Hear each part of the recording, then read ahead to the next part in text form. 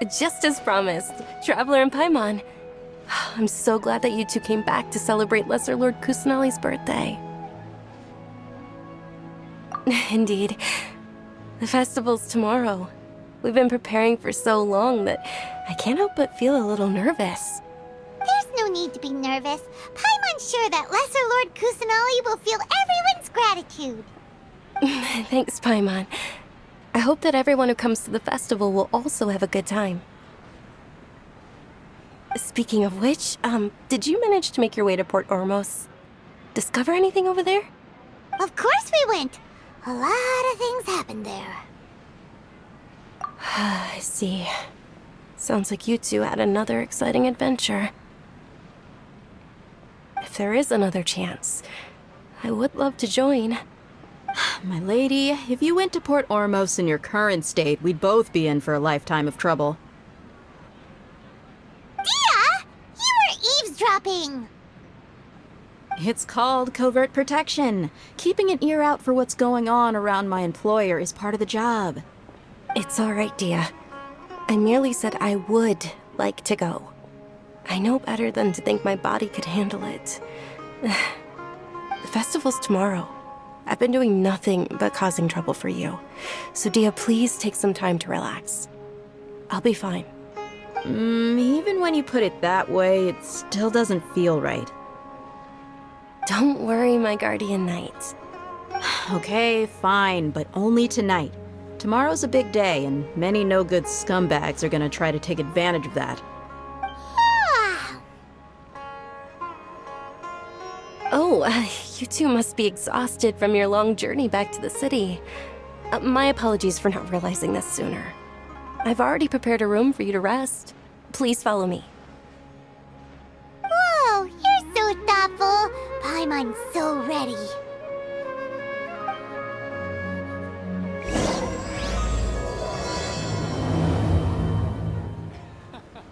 Every item I sell here comes with its own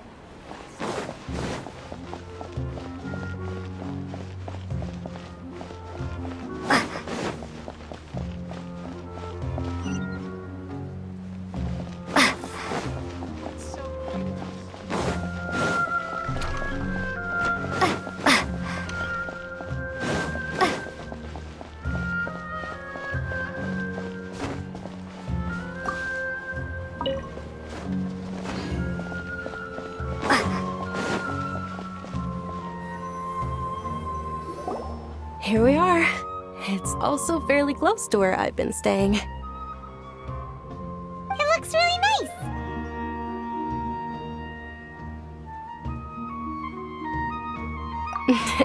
Not at all. Just tell me more about your adventures when you next get the chance. That's Paimon's specialty. Paimon can tell you stories next time. Oh, if you don't mind, how about we all walk around together tomorrow? All of my friends will be working the festival, and Dia is still insisting on her covert protection. Yeah, it'll be pretty hard to relax and enjoy the festival if Dia's constantly hovering over you, right? Then let's meet at the nearby bazaar first thing tomorrow morning. Have a great night. It's a deal. Good night, Dunyarzad. I may be too excited to fall asleep tonight. See you tomorrow. Paimon's starting to really look forward to the Sub-Zero festival too. Will there be lots of yummy food? Oh no. Thinking about food is just gonna keep Paimon up all night. The earlier we sleep, the better. Let's go inside, traveler.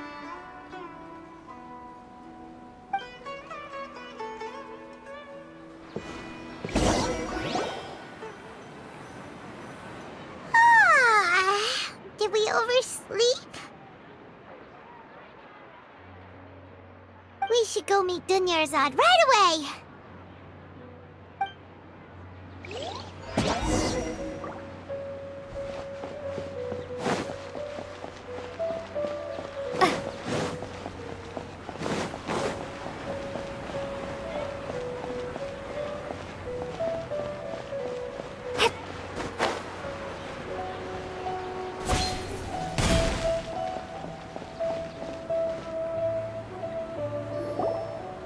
Traveler, Paimon, I've been waiting for you two. Good morning, Dunyarzad. We must have overslept a little bit. Not at all. I arrived early. Today is finally here. I must cherish every moment as if it were gold. You've worked so hard for this day. You gotta enjoy it to the fullest. You know it.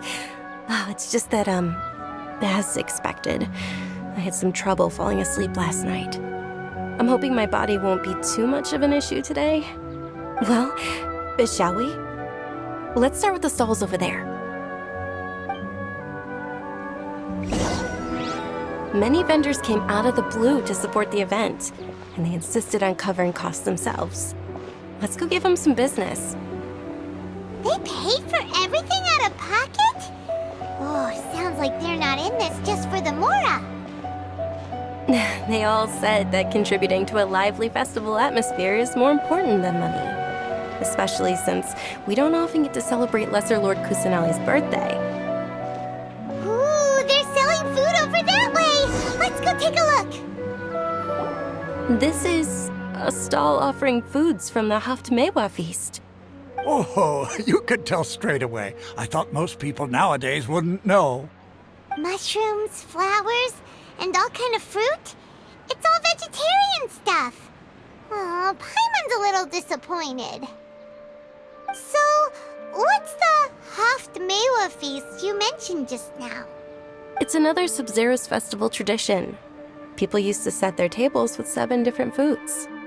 Generally speaking, the most common selections were foods like Rukushifa mushrooms, lunar lotuses, Sumera roses, sunsettias, kapulatas, hara fruits, and zaytun peaches. So, the Sub-Zero festival is a vegetarian holiday? You don't have to be a vegetarian to enjoy the spread. We just use the 7 foods to symbolize the 7 virtues of the Dendro Archon. Wait, but if that's the case, if Sumero uses vegetarian food to represent the Dendro Archon, then wouldn't the Pyro Archon's festival be full of food like roasted fowl, juicy meatballs, grilled steak?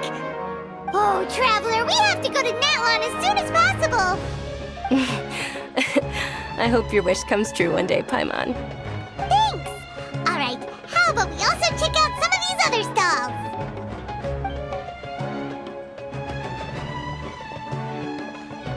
Dear customers, would you like to try your hand at alchemical divination? What's alchemical divination? Those two things sound like they'd be fun to try together. Right? I thought the same when I first heard about it. It is said to be a mysterious craft invented by none other than Lesser Lord Kusanali herself. So, how does it work? It's quite simple. After you give me any 2 alchemical reagents, I'll use them to perform a random transmutation. Sure sounds random. So random that it will probably fail. That is precisely what we need. After the transmutation fails, your one and only diviner here will interpret the remnants. Well, according to Lesser Lord Kusanali, everything is interconnected, and all that occurs can be traced back to fate. You could say this is a pearl of old wisdom. Why does everything sound so much more credible when Dunyarzad says it? Are you guys working together? So that's the true wisdom behind it. This young lady sure knows her stuff. So, how about it? Want to give it a try?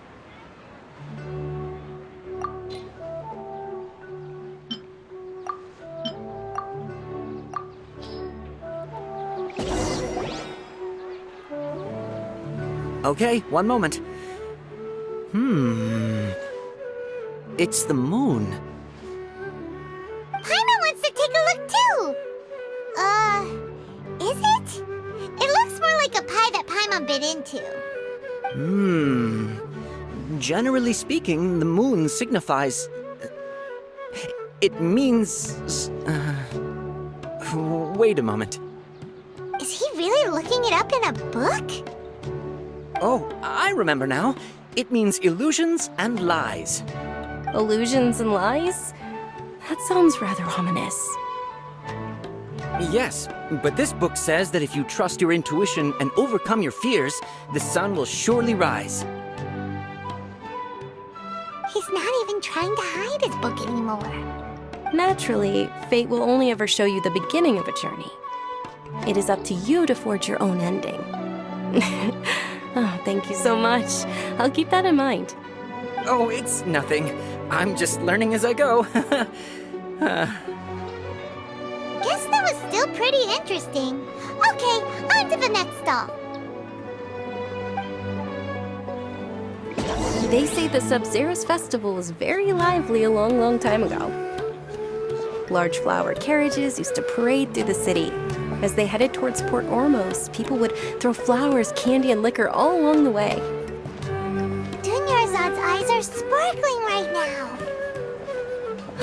I wish I could have seen that spectacle. But if you ask me, I'm sure Nilu's dance of Sub-Zeros would be just as impressive.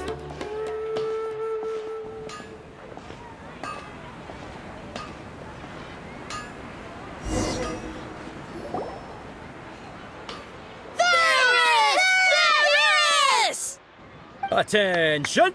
Soldiers, fall into formation if you want any Yalda candies. It's a weird guy with a weird hat. Hey, it's Dunyarzad!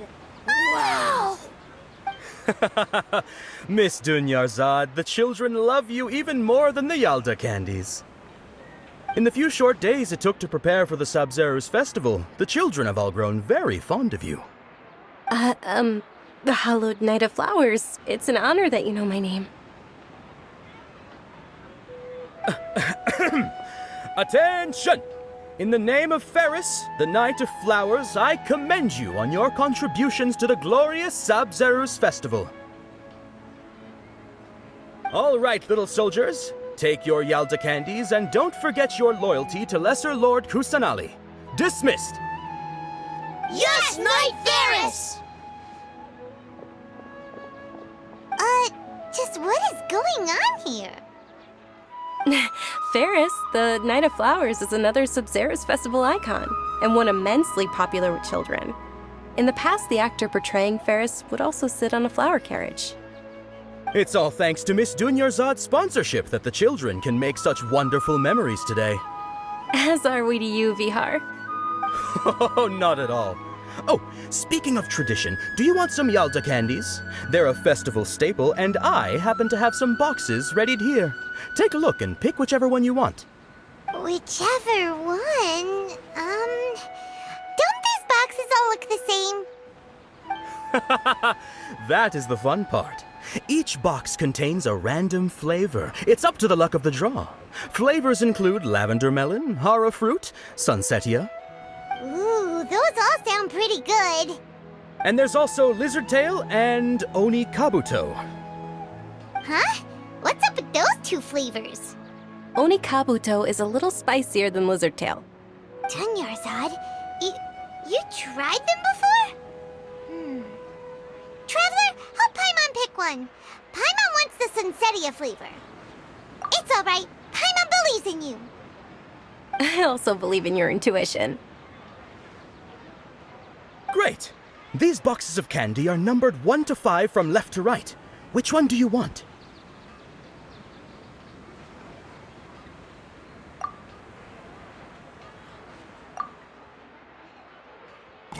Attention! That's unfortunately lavender melon. Oh, Paimon thought you survived so many epic battles because you had incredible luck. But looks like Paimon was wrong. The Sunsetia flavored candy was in box number 4. How about this? The most important thing is that everyone has a good time at the festival. So please, take both boxes. Really? Thanks a lot, Knight of Candies. It's Night of Flowers, not Night of Candies. Paimon really wilted the carriageless Night of Flowers. They all basically sound the same. We got our candy, so let's keep going. Oh, actually, I just remembered that I left something behind. Since you're here, can you come with me to get it? Dunyarzad, you probably forgot because you're so excited about the Sub-Zero's festival. How embarrassing.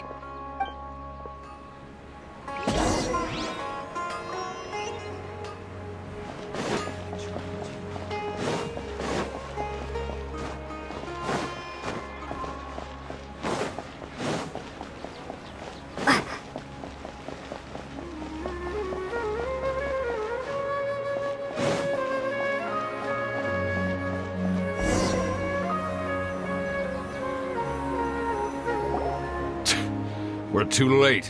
Who knew the little lady was such an early riser? I know, right? Hey, wait a minute. Boss, isn't that her? Oh, that most certainly is. We're in luck. She's walking right into our clutches. Those Eremites don't look like they're up to any good. Who are you? I don't believe the Homayanis hired you. That's right. We haven't received any of their mora, but I wonder how much the Homayanis would shell out to get you back. They're a gang of kidnappers! Traveler, hurry and protect Dunyarzad! Hey, did you scumbags even consider that the Homayanis might have hired a merc that outclasses you? You're... Dia! Dia the Flame Mane! No wonder we mercs haven't heard anything about you for so long. You sold your unruly mane to the highest bidder. Don't speak so disrespectfully. My family started working with her as gratitude for her past kindness to us. Don't worry about it, my lady. Just some friendly banter between mercs. One punch and those rabid dogs will expose themselves for what they really are. Aren't your claws all dull by now? Don't get too cocky!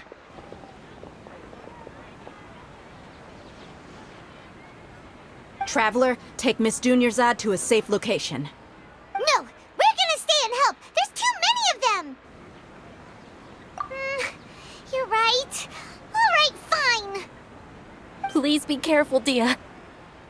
Don't waste your time worrying about me. This is my job. Look out for yourself.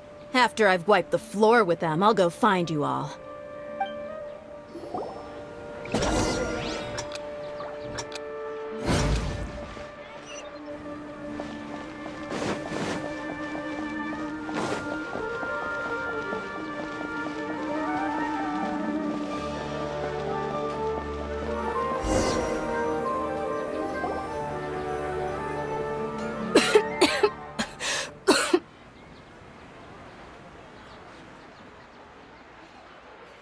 Dunyarzad, are you okay? You look a little pale. Are you in shock? I'm fine. My body always reacts like this whenever I exert myself too much. You sure you're okay? I'll be fine after some rest. I'm more worried about Dia. After all, none of this would have happened if I hadn't insisted on coming out today. Yeah, don't worry.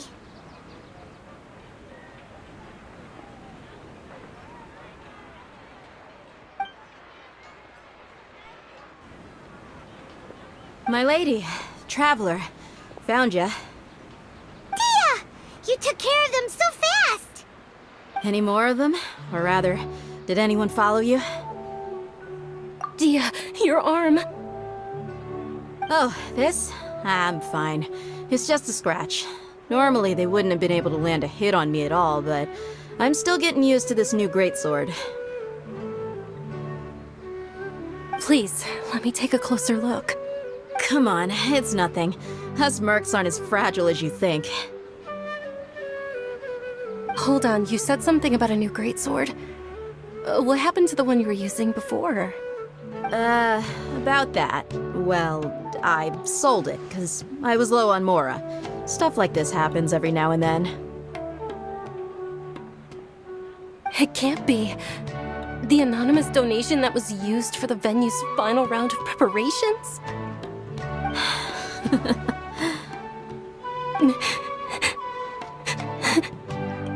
Hey, Miss Dunyarzad, I wasn't trying to make you cry, and I'm not gonna lose my commission because I made my employer cry, am I?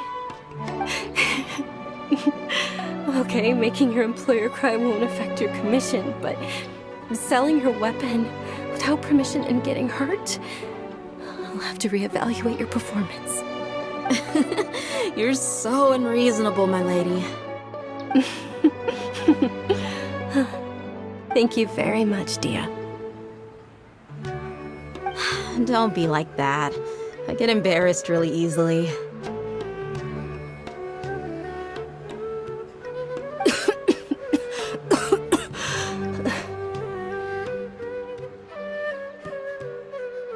Are you feeling unwell again, Dunyarzad? My lady, your condition. Traveler, can you take her somewhere to rest? I'll look around the area to make sure we're safe from an ambush. Truly, I'm sorry for the trouble, everyone.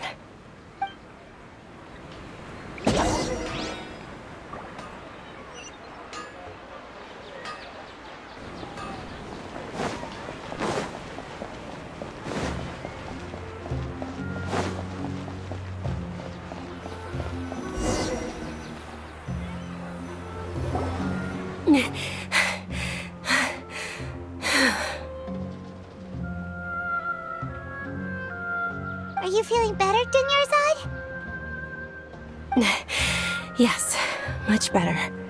Just give me a few moments and I'll be good to go. I didn't realize you were concerned about it. I guess I shouldn't continue to keep it a secret. I was actually born with Elazar. It's terminal now.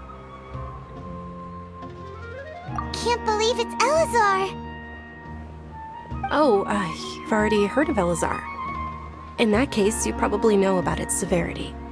Sumeru's current medical advancements still haven't been able to find a cure. The disease's progression can only be delayed through environmental therapy. Dunyarzad. There's no need to be sad. I've always lived with Elazar and I came to terms with it a long time ago. Compared to the simple fact that I'm afflicted with this, its effects on my life have been much more painful.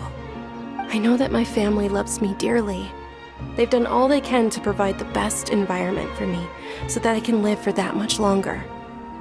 However, I know I will one day succumb to this. Did you know? Before I ran away from home this time, the world outside of my home didn't even know that I existed. Since I was a child, all I could do was sit on my bed and stare at everything outside of my window. I'm sure my family's worried and disappointed in me for running away, but I just didn't want to have any regrets. I wanted to meet other people. To me, there's nothing more beautiful than being able to meet and speak with others. Not to mention the incredible time spent preparing for the festival. The joy on everyone's faces here, and all the support I've received from friends like Dia. This way, when my final day does arrive, it will be less sorrowful. At the very least, many people will remember that I once existed in this world, right? As long as you don't forget Paimon, Paimon also won't forget about you. No, even if you forget Paimon, Paimon will still remember you. Thank you two so much. I apologize for the depressing conversation. This is out of character for me. To be honest, Lesser Lord Kusanali gave me the courage to do all of this. If it weren't for her encouragement, I wouldn't have taken that first step. Thanks. There will always be frustrations in life, but I know that the point of living is not to leave behind any regrets. Oh, right! Isn't it almost time? Huh? Almost time for what? Isn't the Dance of Sub-Zeros about to begin? It's the part of the festival that I've been looking forward to the most. Nilu will recreate that legendary scene with her most splendid dancing. And the Sub-Zeros festival will conclude amid everyone's applause and blessings. And with that, my wish will also... Then what are we waiting for? Let's go to the stage! Yeah, we should still make it in time.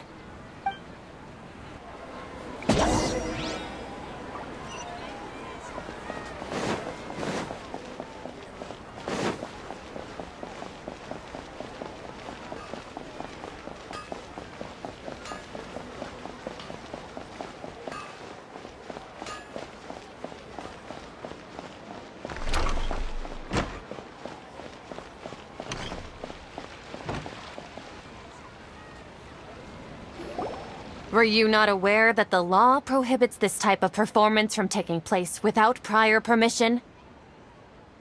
Over there! Someone's yelling at Nilu! I think I just saw the Academia's Grand Sage. Why is he here in person? But the Dance of Sub-Zerus is one of the key parts of the Sub-Zerus Festival. If we can't perform it...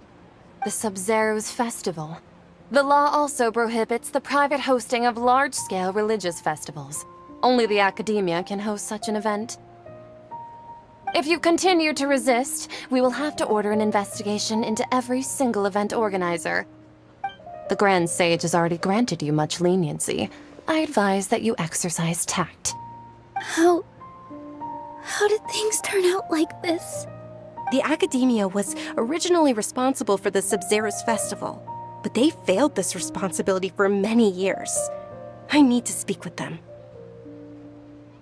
This is a hard pill to swallow, but you're right. Things would only get worse. Art, dance. Aren't you ashamed of pursuing such frivolous and meaningless activities in this land of knowledge and reason?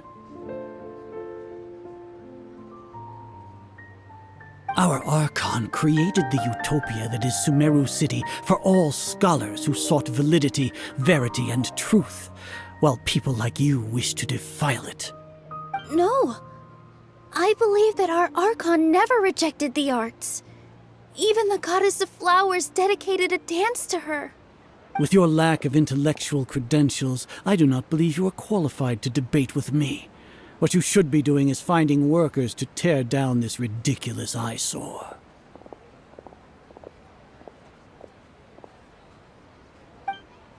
When we return, have the scribe draft an ordinance before the next Nyargarbaha Day that prohibits public art performances.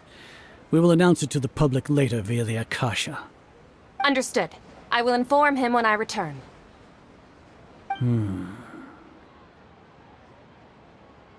The Sub-Zerus Festival. Go celebrate the birth of that god to your heart's content. Nilu, are you okay?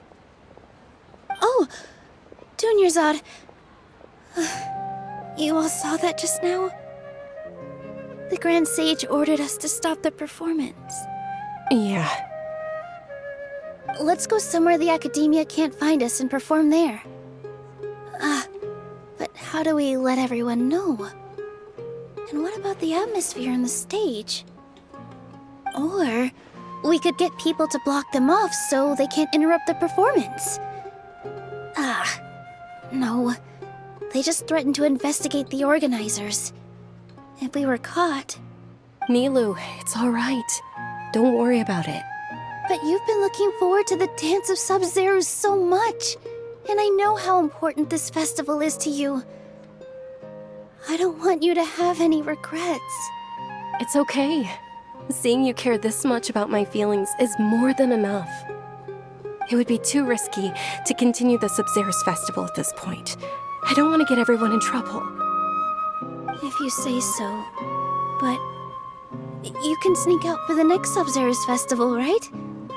We'll make sure the next one is a smashing success. The next one. Yes.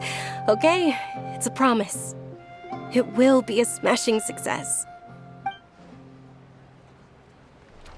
I can't believe this is how things turned out. Those heartless geezers. It really is okay. There's nothing we can do about it. Still, I'd be lying if I said I had no regrets. I would have loved to see Nilu's dance.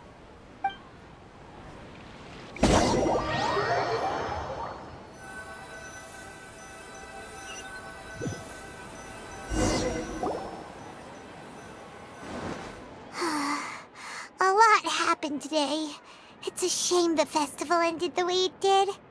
Nilu and Dunyarzad promised to make the next Sub-Zerus festival a success, but Dunyarzad is running out of time. Yeah.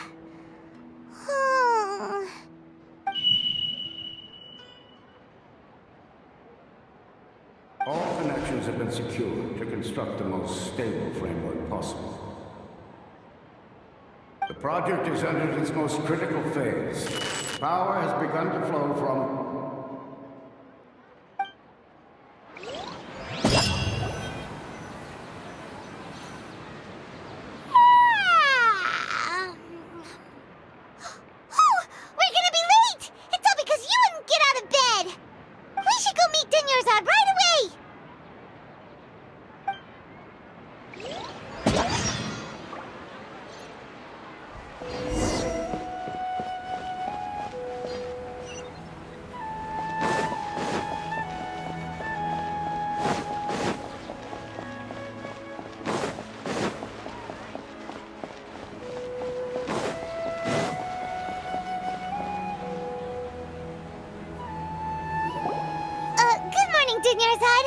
Sorry we're late. Not at all. I arrived early. You seem kinda tired. Did you not get enough sleep? I'm doing well. There's no need to worry. Shall we go? Let's start with the stalls over there. Sure! Traveler? Why are you just standing there? Let's get going!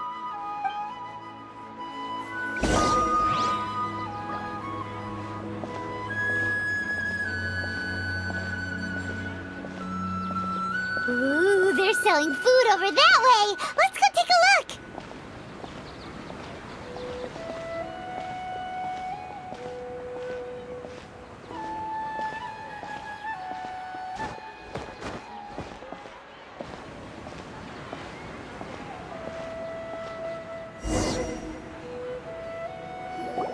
This is a stall offering foods from the Haftmewa feast. You are quite well informed, miss. I thought most people nowadays wouldn't know. They're all plants! Oh, Paimon's a little disappointed. Actually, what is the Haftmewa feast you mentioned just now?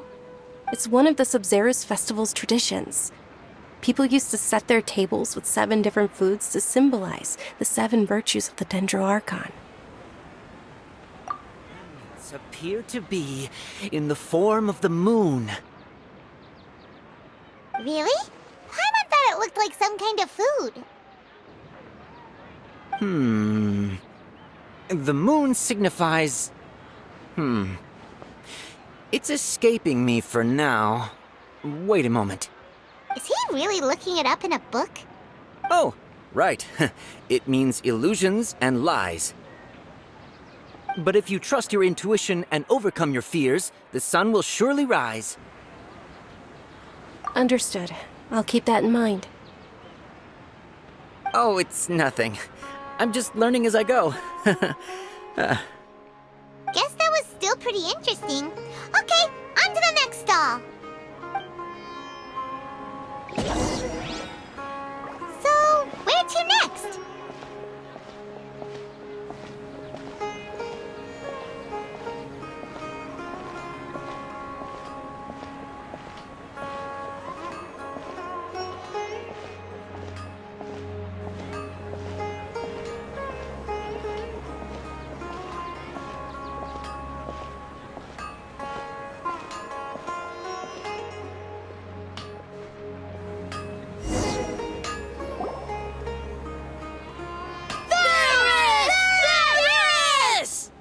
All right, soldiers. Now that you have your Yalda candies, don't forget your loyalty to Lesser Lord Kusanali.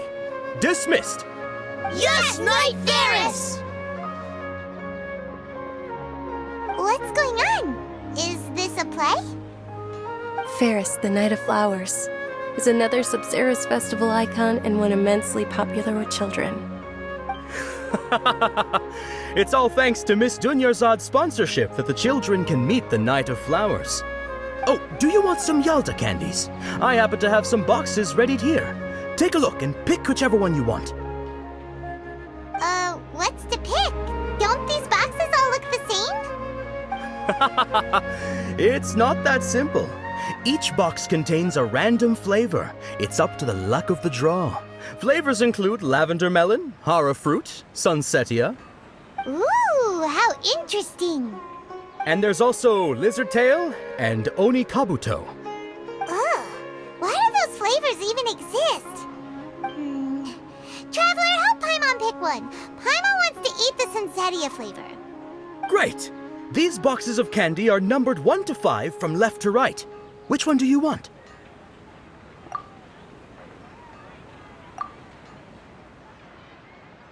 Ah, excellently chosen. Number 4 is indeed Sunsetia. Ha-ha! Paimon bet you had incredible luck, and Paimon was right!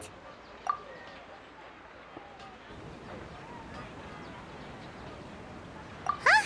How's that possible? It's obviously random. Maybe we didn't sleep very well last night. Or maybe we slept too much.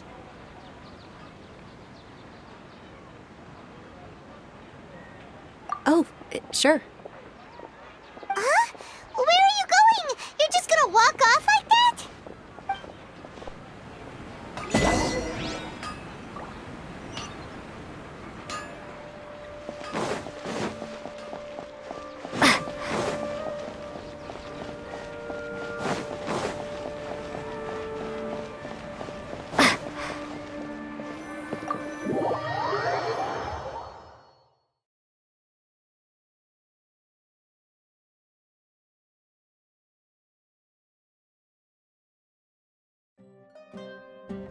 A feeling of deja vu? Oh, Paimon knows what that is. It's when you feel like you've already experienced whatever is going on. In that case, Paimon also felt something like that today. But that's just our brains playing tricks on us, isn't it? So why'd you run here in such a hurry? So that's it! You're intentionally doing things you usually wouldn't and seeing if you still get that same feeling of deja vu. Welcome, you two! Are you here for lunch? What would you like to eat? Got it! You don't look like you're from these parts, but I gotta say, you've got good taste. I'll give this order to the kitchen. Coconut charcoal cake? Isn't it that burned thing that didn't look tasty at all? Oh, Paimon understands what you're trying to do now. You'd never normally order something like this.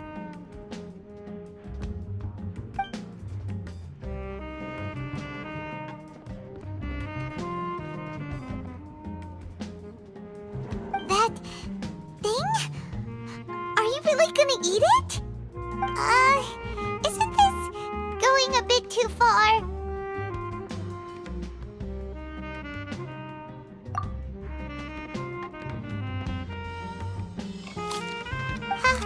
How was it? The look on your face is telling Paimon that it tasted awful. Then, you mean... That's impossible! We were just talking about how gross it looked! So, would this be a case of taste bud deja vu? Paimon also gets the impression that we've been here many times, even though we aren't regulars.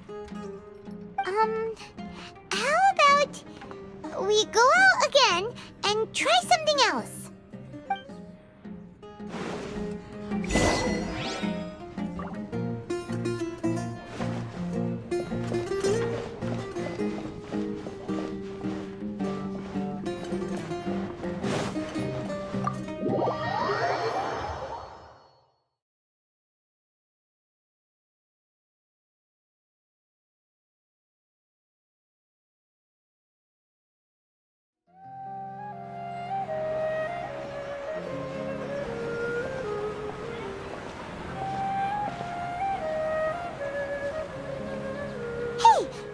Is sitting by yourself on that bench over there.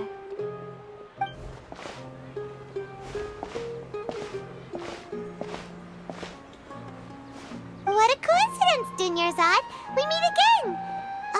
Why are you sitting here all by yourself? Oh, I ran into some kidnappers just now, but thankfully Dia came to my rescue. I started to feel unwell after that, so I sat down here. Kidnappers? Oh my goodness, are you hurt? I'm okay. Dia's arm got scratched, but it isn't serious. Whew. That's a big relief. But, Dunyarzad, you seem a little down today. It's the Sub-Zero's festival, and you've been looking forward to it so much! Not at all. I've always been like this. Excessive physical exertion or strong emotions tend to aggravate my illness. Besides, no matter how amazing today may be, it is but a single day.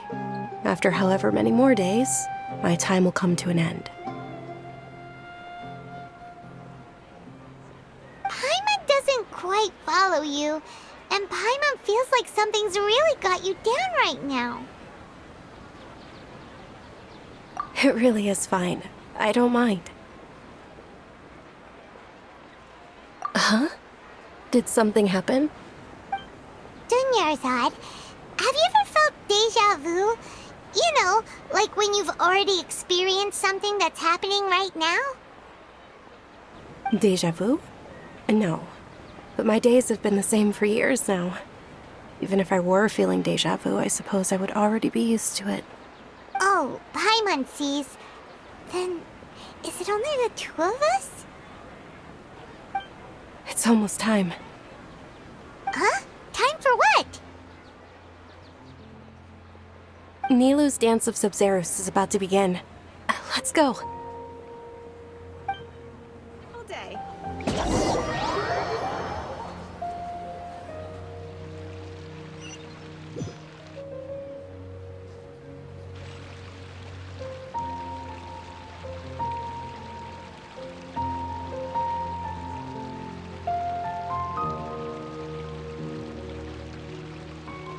With your lack of intellectual credentials, I do not believe you are qualified to debate with me. What you should be doing is finding workers to tear down this ridiculous eyesore. When we return, have the scribe draft an ordinance before the next Nyagarbaha Day that prohibits public art performances. We will publicly announce it later through the Akasha. Understood. I will inform him when I return. The Sub-Zero's festival. Go celebrate the birth of that god to your heart's content.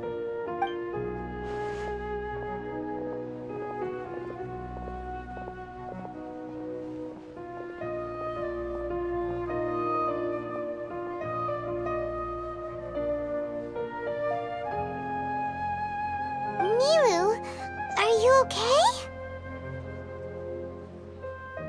Oh, Dunyarzad.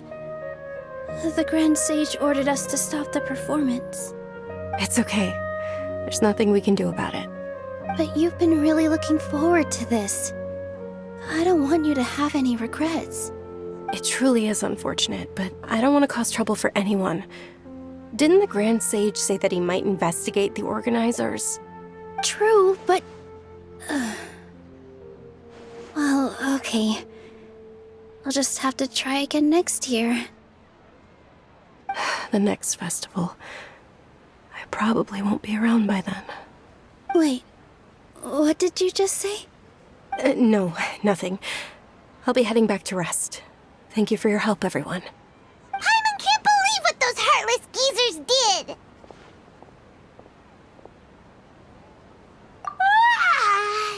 Did Dunyarzad already go back? We should also return and get some sleep.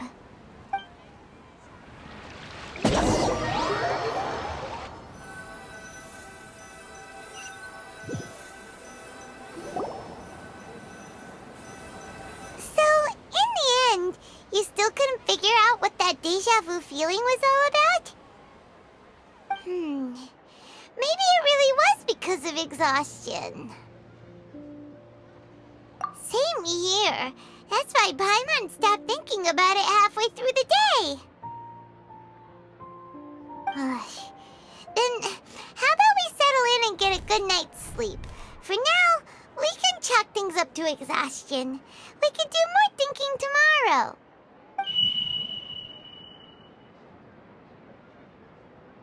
Observing a modest drop in the output of jnana energy, but values still remain within normal parameters. Continue to monitor for variances in the data and find the cause as soon as possible.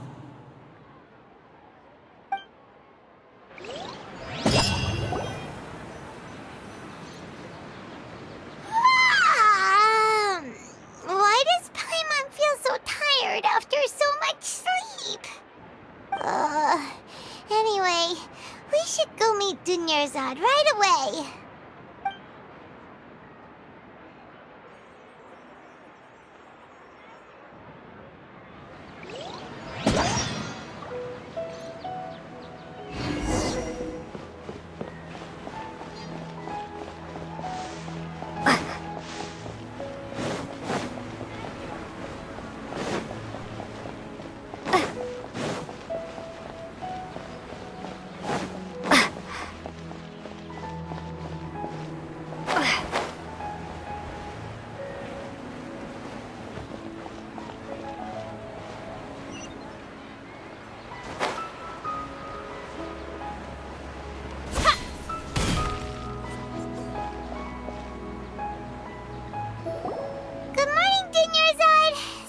Keep you waiting. Not at all. I arrived early. Huh? Paimon thinks you sound kinda tired. Did you not get enough sleep? I'm doing well. There's no need to worry. Shall we go? Let's start with the stalls over there. Great idea! Let's get going! Traveler? Hey.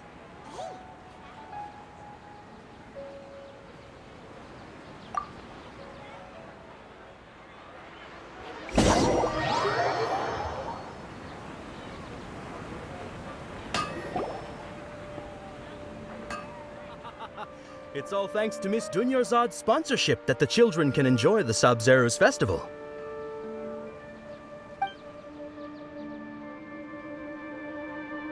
Oh, are you interested in Yalda candies? I have some boxes of candy here. Pick whichever one you want. Not much of a choice. All these boxes look the same. It's not that simple. Each box contains a random flavor. It's up to the luck of the draw. Flavors include lavender melon, hara fruit, sunsetia. They all sound pretty tasty. And there's also lizard tail and oni kabuto. Huh? What were those last two? She'll help me choose. Paimon wants to eat the sunsetia flavor. No problem. These boxes of candy are numbered 1 to 5 from left to right. Which one do you want? Oh, I like your confidence. No hesitation at all. Oh, congratulations! Number 4 is indeed sunsetia.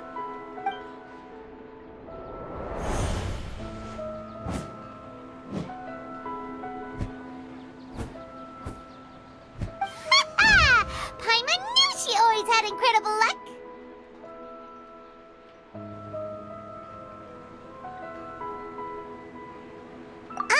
Paimon? Wait. How did you know? Don't tell me that you already knew which flavor was in each box. What? She was right about all of them? That couldn't have been luck. How is this possible? I packed all those boxes this morning and they've been sealed ever since. You couldn't have known beforehand. Mind reading? X-ray vision? Or some kind of magic trick? This is way too freaky. Tell us what's going on. Since when did you get superpowers? Traveler?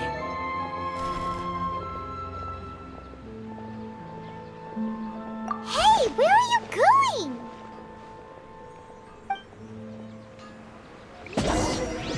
What's going on? Did you see something? Us leaving Dunyar's side without letting her know is kinda rude, you know.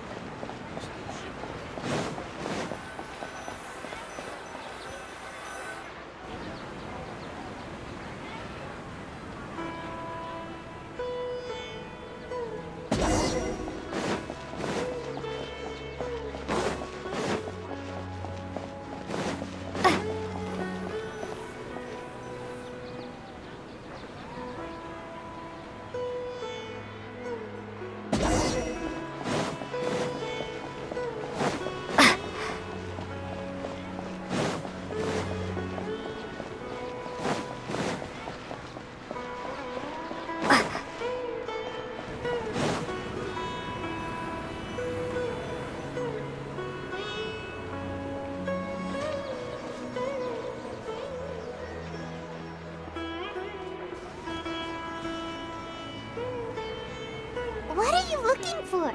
Why did we come here?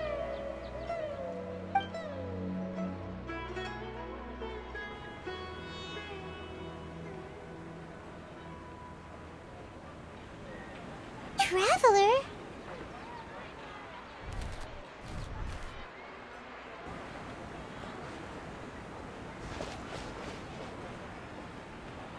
That's...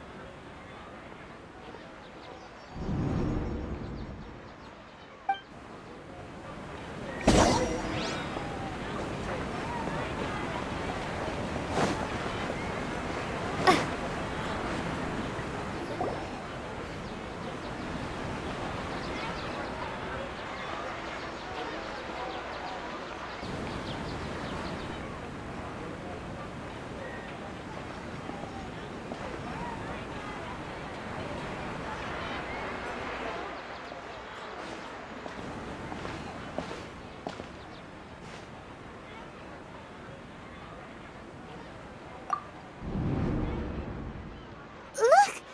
That's... Isn't that Dunyarzad?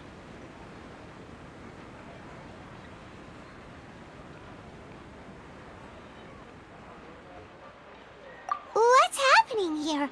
Why are there two Dunyarzads? You already know that this isn't your first Sub-Zero's festival, don't you? I'm sure you already know how to use this. A knowledge capsule? Where did you get it? What's inside? You should use it too, Paimon. You know Paimon?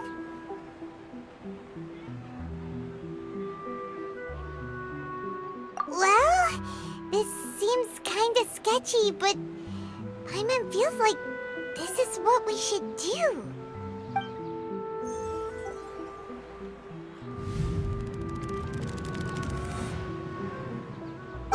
What the?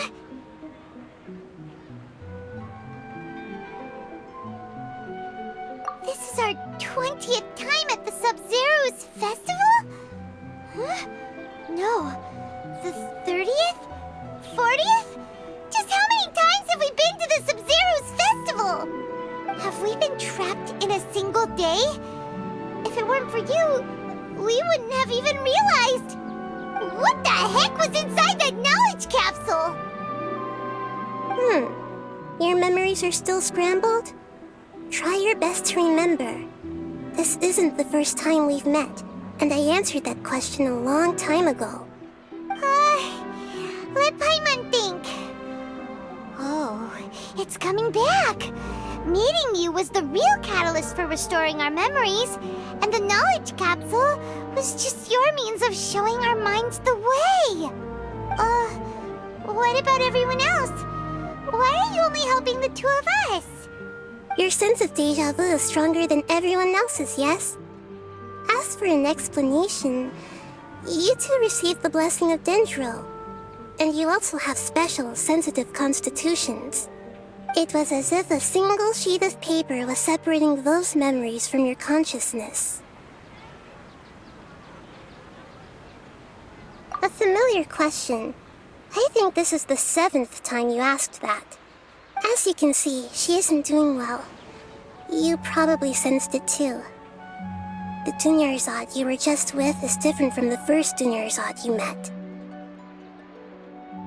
That first Dunyarzad is in front of you right now, and she doesn't have a lot of time left.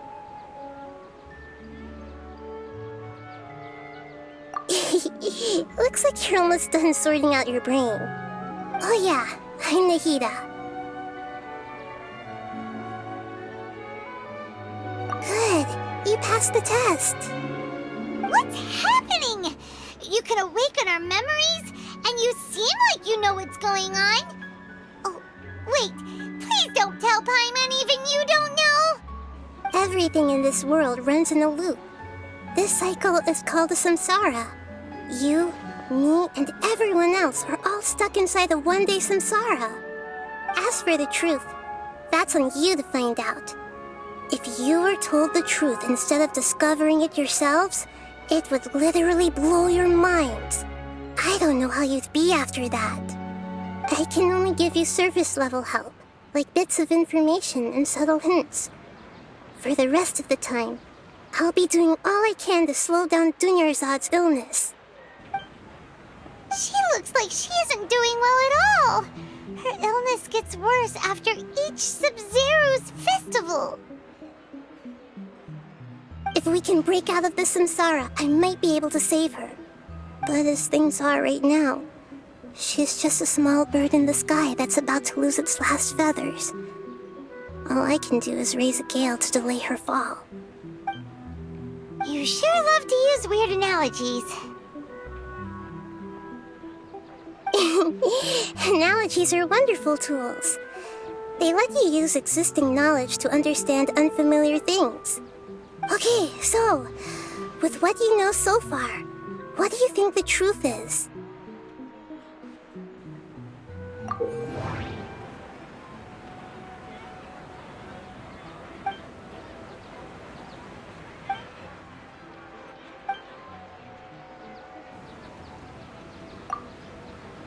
Grand Sage said, go celebrate the birth of that god to your heart's content. Did he mean something more?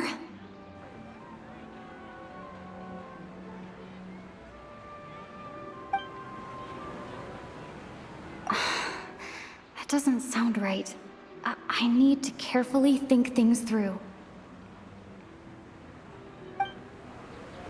Grand Sage said, go celebrate the birth of that god to your heart's content. Did he mean something more?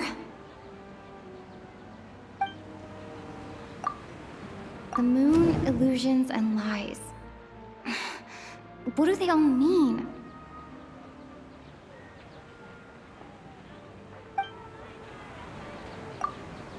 What's happening right now seems to have happened before. This feeling has been getting stronger and stronger.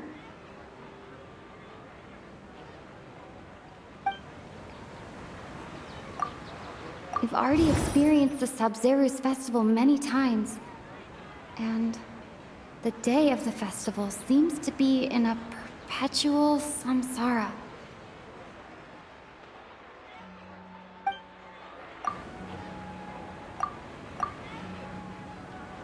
My mind feels exhausted, even though I haven't done too much thinking.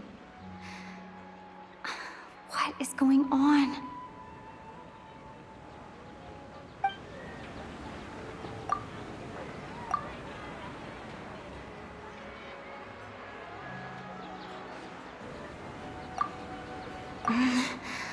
I can't seem to cohesively piece everything together.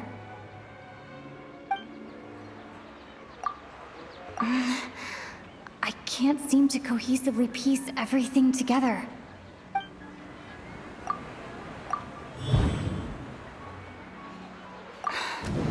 That should be it. The flow of time is endlessly cycling within one single day.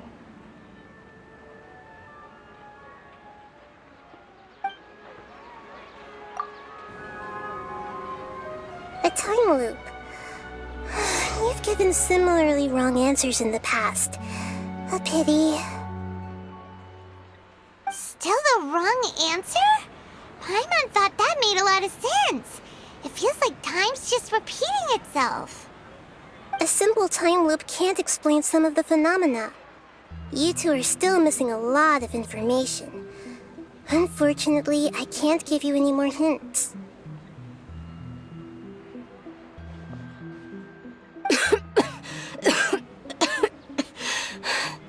Dunyarzad. The Sub-Zero's festival is happening every day, but that doesn't mean we can waste an infinite amount of them. Hurry and find the truth before today's festival ends.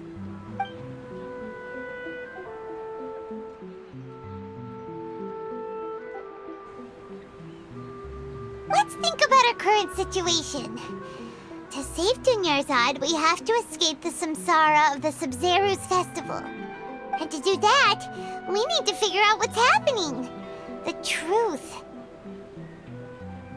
Nahida rejected the idea of a time loop, so We must have missed something, right?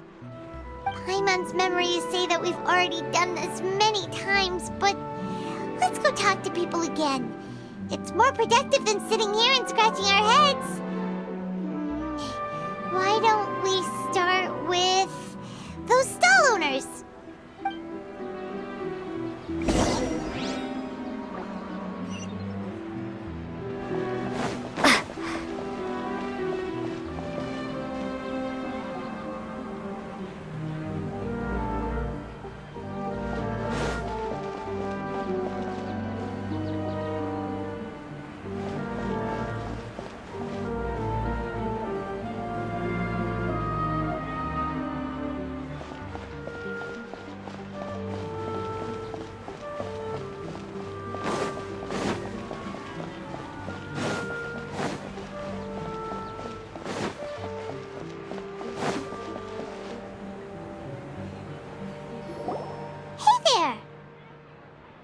Hey, it's you guys again. Where's your cultured friend? She's feeling a little unwell. I see. Did you come back to buy something? I guarantee the freshness of my products. I harvested them from the forest just yesterday. Huh? What brought this about? I hurried back from the forest yesterday, and I'm selling produce here today. I haven't felt anything strange. To put it another way, if you really think about it, was yesterday truly yesterday? Did you actually come back from the forest yesterday? What kind of philosophical nonsense is this? Are you two daydreaming? Didn't you know that no one dreams in Sumeru? Go somewhere else if you want to find someone to daydream with.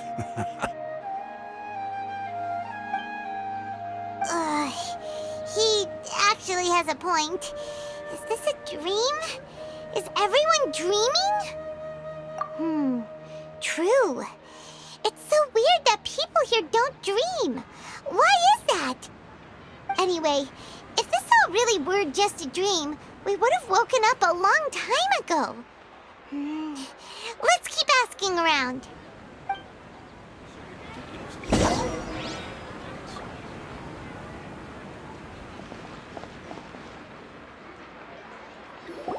Oh, it's you two.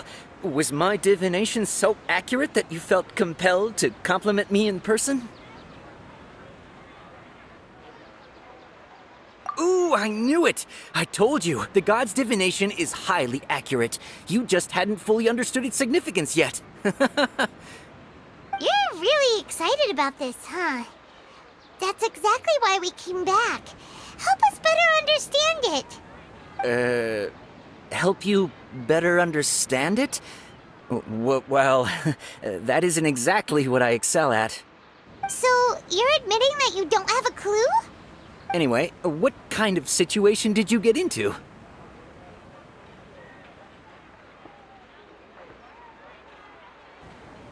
Huh? Hold on a second. I thought you guys just lost your wallet or fell for a scam. What you just said, are you serious? Does that kind of thing actually happen in real life? Paimon knew you weren't going to believe it. Marvelous. Truly marvelous. I believe you. Recall the interpretation of your divination. The moon, illusions, and lies. It really felt like an omen.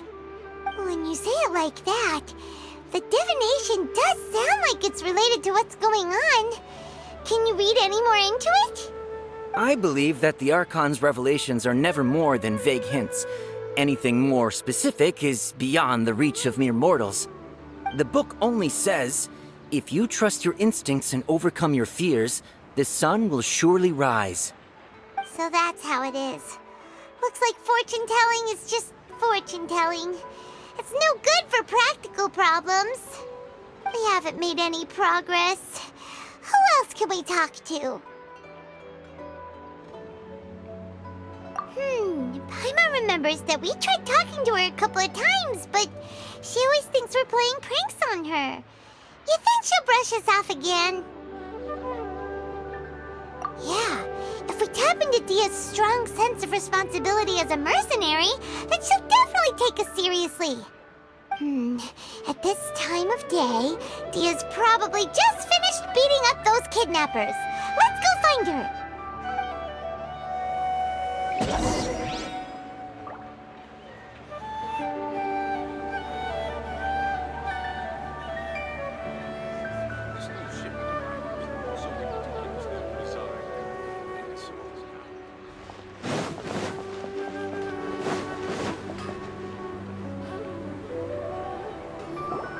I'm fine, my lady. It's just a scratch. Perfect timing. Both of you are here. Paimon, Traveler, you came at just the right time. Listen, there was a dangerous Huh? You saw?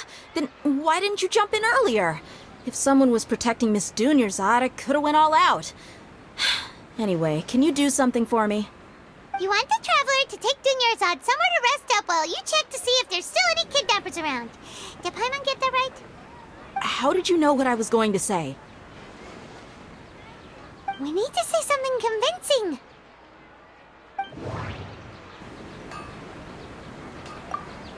Dia sold her greatsword to raise additional funds.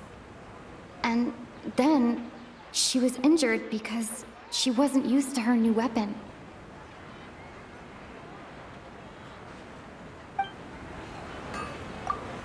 People in Sumeru don't dream. What a strange phenomenon.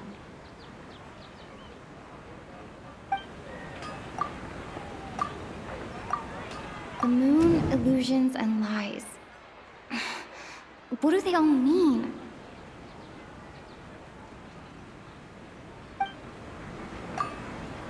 My mind feels exhausted, even though I haven't done too much thinking.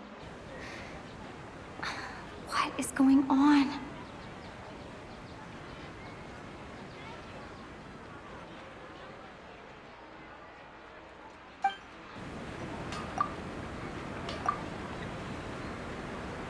Tell her, Traveler!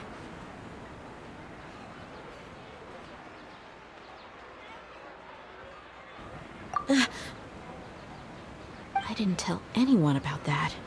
Including Miss Dunyarzad. You couldn't have known. And just now, you literally took the words right out of my mouth. What's going on? All right, so this is the situation.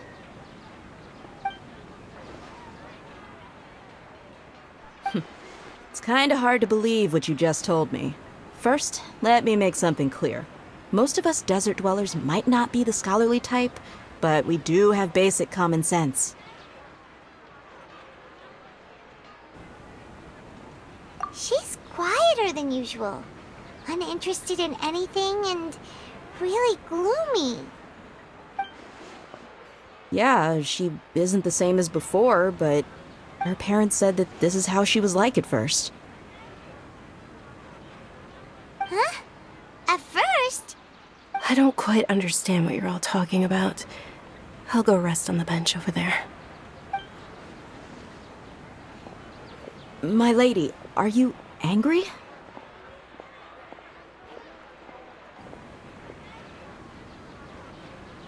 All right, I'll give you the benefit of the doubt since you knew about my greatsword. Let's make this a quick trip. Miss Dunyarzad isn't completely safe here.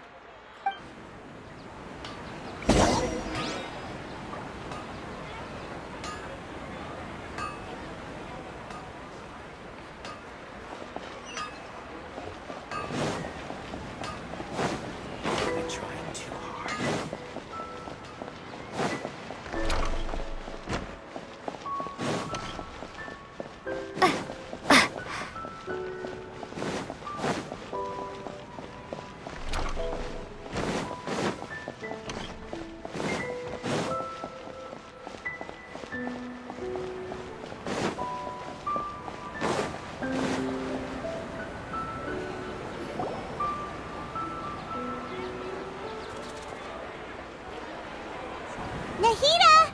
We brought a friend! Are you busy? I thought I told you that it won't help to bring anyone here. We We just wanted her to see the real Dunyarzad's condition.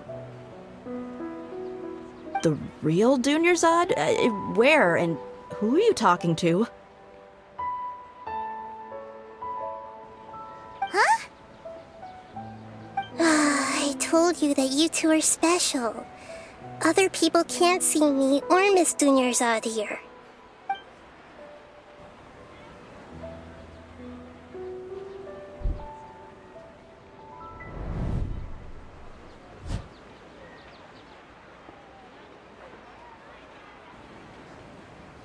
Hold on. Over there. Is that? Wow. How perceptive. Does she have invisible antennae? Miss Dunyarzad, she's lying down here, isn't she? How's she doing? Her condition's really bad, and she's basically in a coma. How did you know she was here? I can sense her aura. There are also lingering feelings of something like regret or disappointment. What happened? Do you believe us now? The Sub-Zero's festival has been repeating itself. So, you think the sages are behind this? Yeah, they've always been against us. Wouldn't surprise me if they're using the Akasha to intentionally repeat the Sub-Zero's festival as a sick joke. You have a point. Aside from the Dendro Archon, the Academia's sages are the only ones in Sumeru who could pull off something like this. Maybe there's more to the Akasha than we know.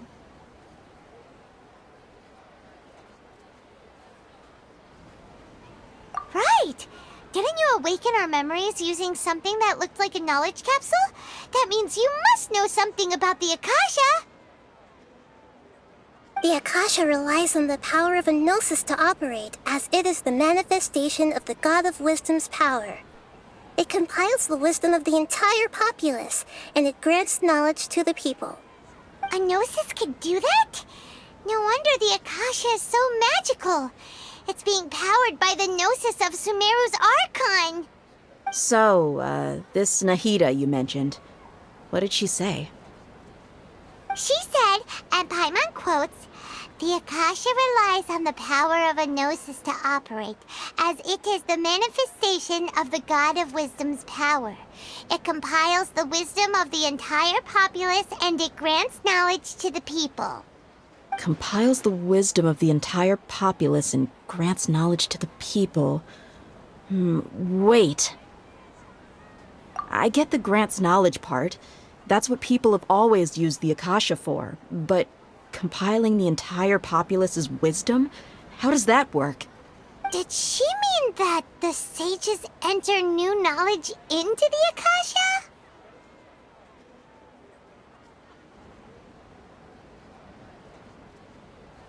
Oh yeah, that sounds about right.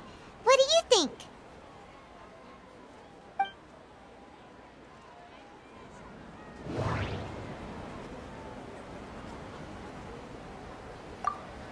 Okay, Nahida said, "The Akasha relies on the power of a gnosis to operate, as it is the manifestation of the God of Wisdom's power. It compiles the wisdom of the entire populace, and it grants knowledge to the people."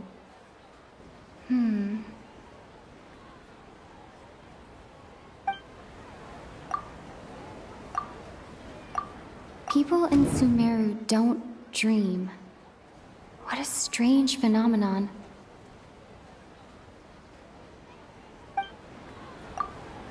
My mind feels exhausted, even though I haven't done too much thinking. What is going on? What's happening right now seems to have happened before. This feeling has been getting stronger and stronger. That doesn't sound right. I need to carefully think things through.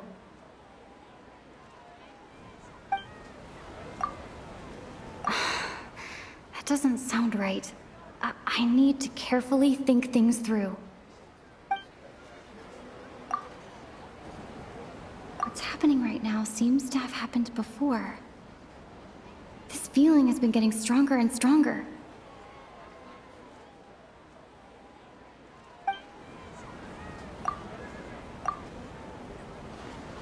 You mean the Akasha is causing our mental fatigue?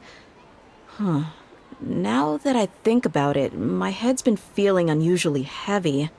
When the desert dwellers set off on their quest for knowledge, a sage once said, knowledge always comes at a price. Compiling the entire country's knowledge. You think the Akasha pulled a 180 and is extracting information from us? Who knows? The Akasha can put knowledge into our heads, so who's to say that it can't also poke around in there? We don't know any specifics. What's the point of doing something like that? Just think about it. If you could combine the knowledge of every single person in Sumeru, then you can basically turn Sumeru City into a single massive brain. This hive mind could make breakthroughs in problems that even the smartest geniuses can't crack. An excellent deduction. And the analogy comparing Sumeru City to a massive brain? I love it. In that case, we should take off our Akasha terminals right away. Maybe that'll solve this problem.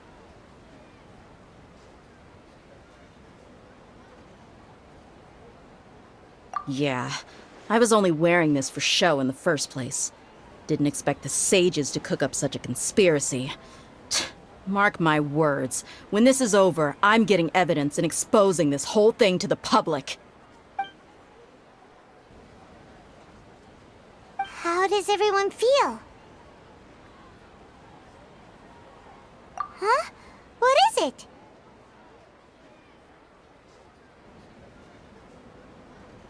Oh, that! Paimon knows what you're talking about. It's a single soft beep that sounds like it's coming from the Akasha terminal.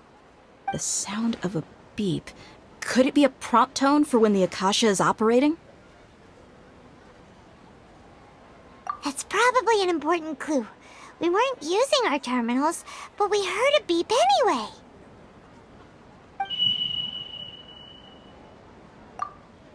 Traveler, did you hear that? I heard it too. Our ears aren't messing with us. There was definitely a beep, but it sounded like it was coming from inside my head. We took off our Akasha terminals.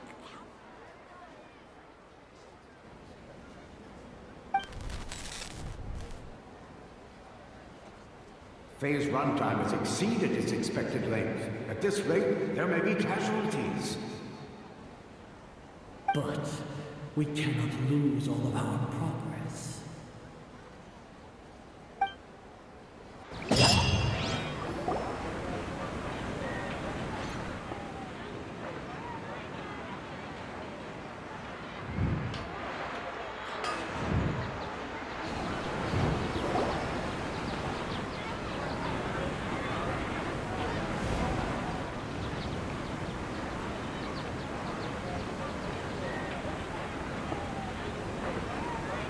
Paimon remembers everything! Good. You adapted quickly this time. We definitely took off our Akasha terminals last night, but we still heard that beep. Why is that?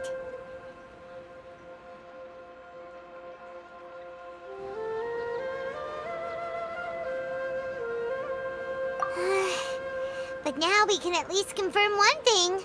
The Akasha definitely has something to do with whatever's trapping us in this cycle. Oh, Paimon doesn't get it. Why would the Akasha go this far if all it wants is everybody's wisdom? It's extremely difficult for lab rats in an experiment to understand why they're being treated the way they are. If we're lab rats, then what are you? Nahida, you've never told us anything about yourself. I guess I'm the moon. The moon? Wasn't that the result of our divination? Anyway, knowing who I am won't help you get closer to the truth, so you should focus on other things.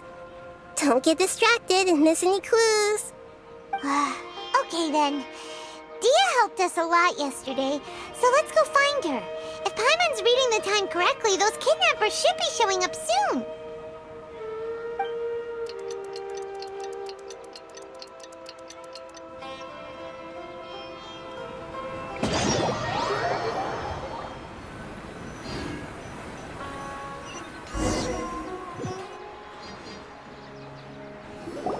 Ah, there you are. I've already taken care of those kidnappers. My lady, did you get hurt? Dia? What's wrong? Why are you both gawking at me like that? You didn't get hurt this time. Huh? What do you mean this time?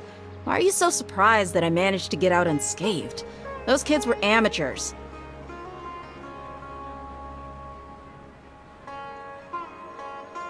Shh! How did you know about my greatsword? I haven't told anyone about it. Please, don't tell Miss Dunyarzad. So Dia's lost her memories after all. Anything strange? You already know that I got a new greatsword. If I had to say something, it's weird how such a new weapon could feel so familiar. It's as if I've already used it to fight a countless number of battles. You're saying that although you don't remember using it, your body feels like it does? That's right. Both mercenaries and warriors heavily rely on muscle memory. Only knowing the theory of battle won't get you anywhere. Traveler, what do you think? Yeah, Paimon's feeling really hopeful. Oh, you're right! Earlier in the Samsara, something like this would have never happened.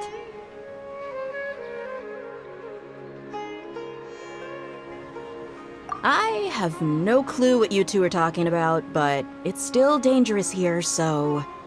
So you want us to take Dunyarzad somewhere else to rest while you check if there are still more kidnappers around, right? How did you know what I was gonna say? Can you read minds? Forget it. Go and do your thing.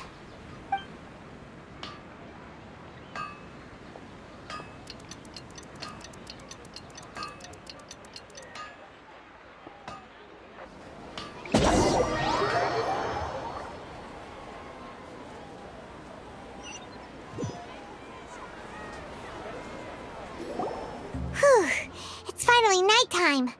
Aside from Dia not getting injured, everything seems to have stayed the same. Listen, Nahida, we found out that Dia got out just fine today, even though she got injured every other time she fought the kidnappers. Do you think the Samsara has been broken? Have we saved Dunyarzad? Really? Good job on all that progress. Get some good sleep tonight. Hey, what kind of an answer is that? Tomorrow will come. Everyone assumes this is common knowledge, but the only way you can know that for sure is if you experience tomorrow. How many todays has it been? Is it possible that today will be followed by yesterday? Does tomorrow truly exist as anything beyond a made-up concept? It's even possible that this entire world is a lie, and the history of the whole world has just been one endless Sub-Zero's festival. Okay, no more. Paimon's brain is already shut down. That's why it makes no sense to waste your energy thinking about things you will learn tomorrow. Get some good rest. You know, use the bathroom and flush your anxiety dookie away. Huh? Hold on, what did you just say? Did Paimon hear you correctly? Huh? People always say they feel a sense of relief after they take a duk-duk. That's why I suggested you could try that. Is that so strange? It's so strange and so against common sense that Paimon's at a loss for words. You were sounding kind of smart just a minute ago.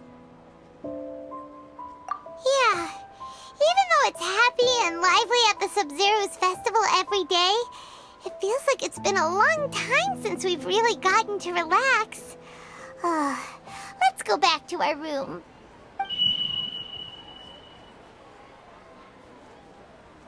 Continue the harvest. Compared to what we stand to achieve, these sacrifices are trivial.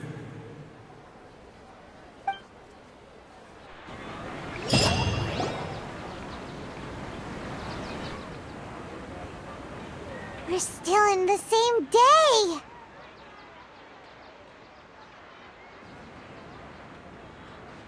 Nahida, you already knew last night that we didn't break out of the samsara? Why did you tell us? Would there have been a point? You would have spent the night with new worries, with tomorrow still out of reach. In that case, you might as well rest within that brief moment of hope. An opportunity like that doesn't come by often, and I thought it might help you clear your minds. Paimon thought that Duke did that! Whatever. Guess you were looking out for us after all. Of course. In the time we've been together, you two have been everything to me. Paimon's flattered and everything, but maybe you're taking things a little fast. What I mean is, even though I had asked you to solve this puzzle, you two are still the only ones who can see me and sense my presence. In other words, if you weren't here, I may as well not exist. That's why you two have been everything to me. Get it? Nahida's talking about confusing stuff again. Anyway, that's enough chit-chat. So, Traveler, did the new clues yesterday help you gain a new understanding of the situation? Huh? Why are you scrapping your previous theory?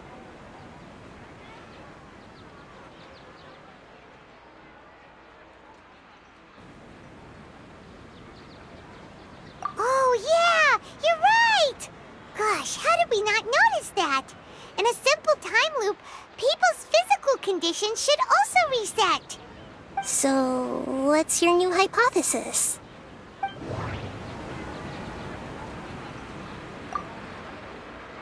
Mercenaries rely heavily on muscle memory. And Dia was able to use her experiences to avoid injury in later samsara cycles.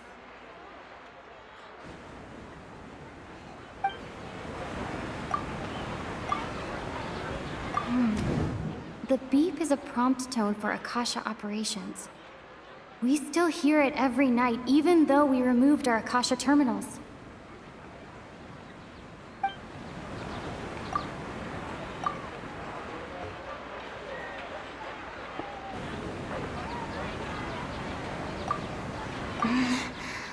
I can't seem to cohesively piece everything together.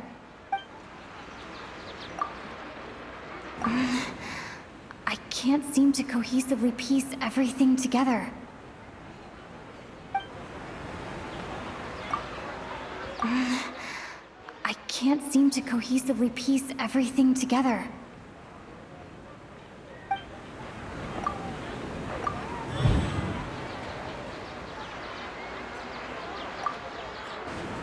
If all our memories of a day are erased at the end of that day, then we would unwittingly relive that same day again and again.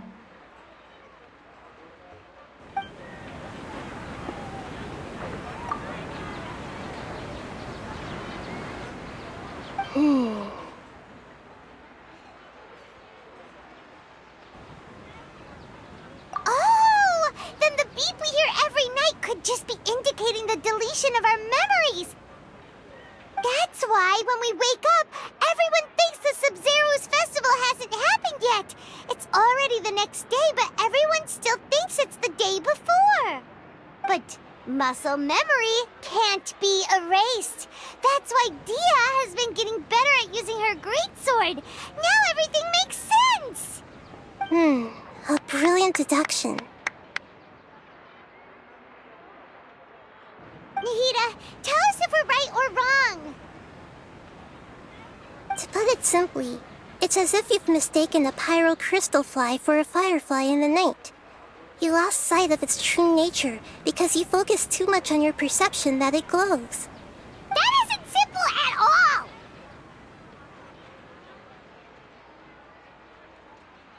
Why don't you go talk to Miss Dia again? You might learn something new. Right! She did help us find our latest clue after all. Let's go!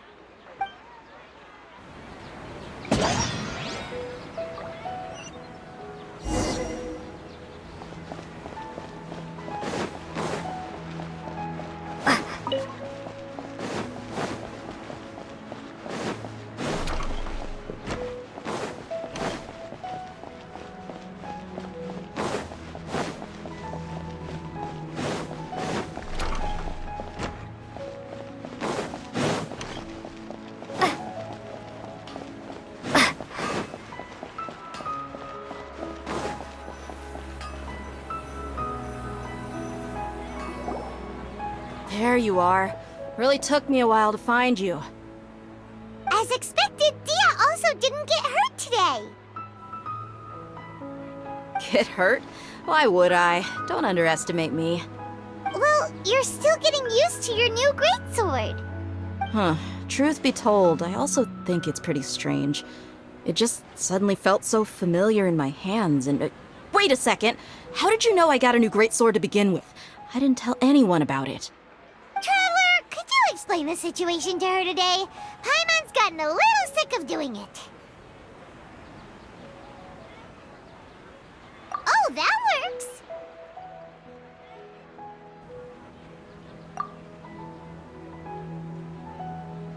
What happened to you guys while I was gone?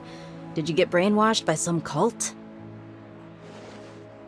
Don't think too hard about it. Just take what we're saying at face value. Alright then, let me get this straight. You're telling me that my body's already gotten used to this greatsword, but my brain just doesn't remember it?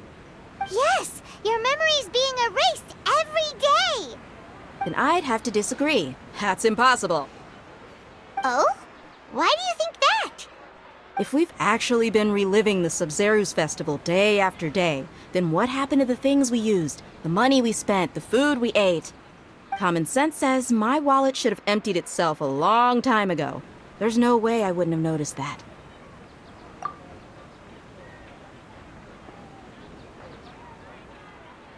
Right! They could use the Akasha to record what everyone did that day, and then use the city's resources to replenish everything! It's not very likely, but it's also not impossible. No, it is impossible. I've got proof. You have proof? Where? You two are surprisingly serious about this nonsensical discussion. Fine, I'll play along for a little longer. Come with me, Miss Dunyarzad. Please come along as well. I still can't guarantee that this area is safe.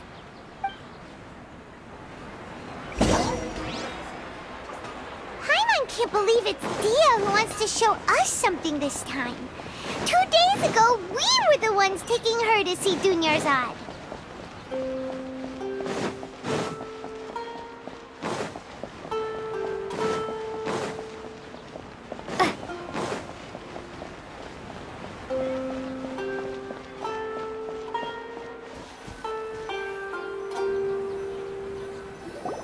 This is it. Huh? This is a wooden training dummy. What about it? See those marks on the dummy? Those are the result of several days' worth of practice. Let's say the sages didn't replace it every day. Shouldn't it be hacked to pieces by now? That's true, but what if they did? Then the sages would have had to reproduce every mark I left during previous training sessions. I'm a professional fighter. My martial school has always emphasized the importance of refined control. The force, angle, and entry point of each strike is calculated and deliberate. That's why I remember every mark on the dummy, as well as my state of mind as I made each strike. It's just as they say, each swordsman has their own unique style, and even the same swordsman can't make the same cut twice. It would be impossible to copy these marks. Is it really impossible? What if they used some fancy machine to carve every single mark? People often say that a camera's photo can never replace an artist's painting because the former has no spirit to it. The same thing applies here. At a mere glance, I can differentiate carved marks from the results of combat training. Hope that cleared things up for you. Hey, is this that new brain exercise game that's been super popular with the scholars lately? It's surprisingly fun. Anyway, it's getting late. I should escort Miss Dunyarzad to Nilu's stage. See you later. Well, back to square one. Is our memory deletion theory also wrong? But at least we've reached some other conclusions in the meantime. Yep, that's true. So, can we think of any new ideas right now? Strange? Paimon feels like everything's been strange lately. Huh? Leaving the city? You're right! It's really strange how we never thought of such a simple solution! Many things should become clear if we can confirm the flow of time outside of the city. Paimon can't believe it! Did we miss this because we're tunnel visioning too hard on our other theories? Or because we're just too tired? How about we go back and ask Nahida? Maybe we've forgotten something about leaving the city.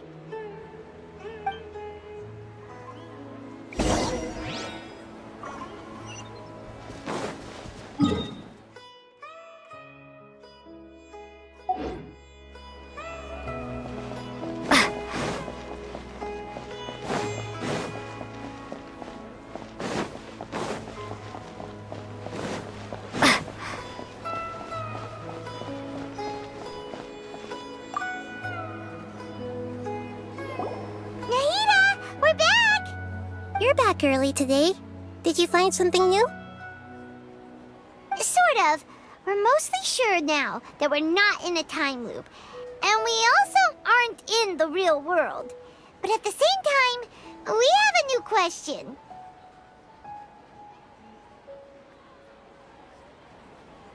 Leaving the city. As far as I remember, you've mentioned your plans to do that twice before. We did? But we don't remember anything.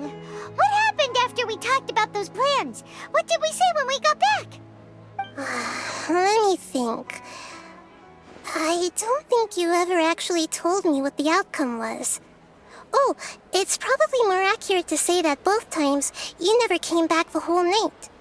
But you two sometimes stay out the entire night anyway, so at the time, I didn't think too much about it. It is true that sometimes we lose track of time during our investigations. Before we know it, it'll already be the next day. But still, neither of us remember anything about leaving town. Really? That's kind of strange. In theory, I should have already awakened all your memories. Yep, something here's definitely fishy. Let's get to the bottom of this tomorrow.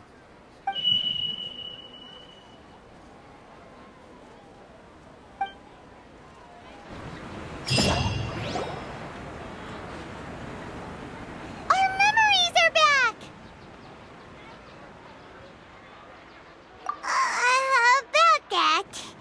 Well, where should Paimon begin? Traveler, aside from your memories that were just restored, I have another message for you.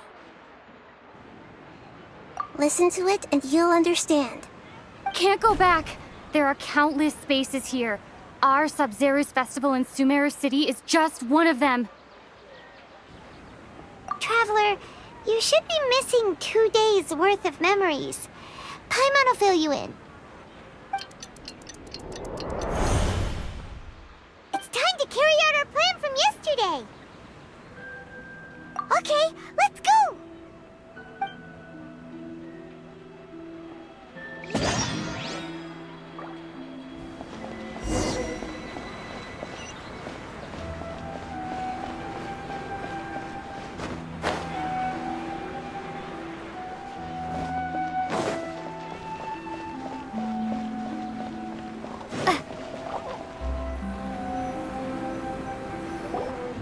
Why can't we leave the city? What is the academia up to now? Don't ask me. It's not like I can tell you anything. This is a direct order from the Grand Sage. Just wait until tomorrow. I have a real emergency. My goods have already arrived at Port Ormos. If I don't hurry, they'll be stolen. That's your problem. Make sure you make a request in advance next time. But it's not like you can just predict business matters in advance. It looks like the Academia already announced a lockdown for Sumeru City today. How completely unsurprising. Let's go and question them. Hello, sir. Why can't we leave the city today? Here we go again. Don't ask me, I don't know either. We just received an order that no one is allowed to enter or exit Sumeru today. They didn't tell us anything else. Angering me won't get you anywhere. If I had that kind of insider info, I would have left this stupid post long ago. It looks like he really doesn't know. If we can't get anything out of him, let's take matters into our own hands. Why don't we climb over the walls? Those guards can't be everywhere at once. This is a good spot, and the guard hasn't noticed us at all. Let's hurry! Huh? Why? Are you going to leave Paimon behind? But what if things get really weird out there and you get into some trouble? Then Paimon won't be able to help you. Oh, Paimon knows that Paimon can't do much, but we've always been together, haven't we?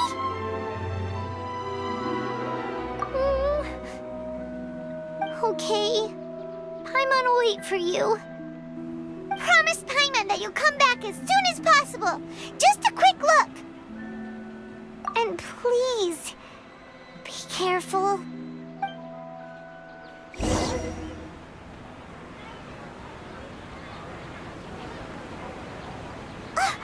Memories! Traveler!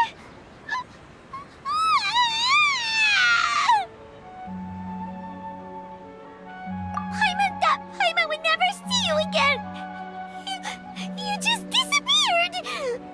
Paimon waited for you for hours and hours at the city wall and you never came back! You promised Paimon that you were only taking a quick look! Paimon, calm down. She's here now. I don't think she understood what you were saying. Paimon doesn't care! Paimon wanted to go look for you, but you also said that Paimon should stay! Paimon was so worried and so scared the entire day!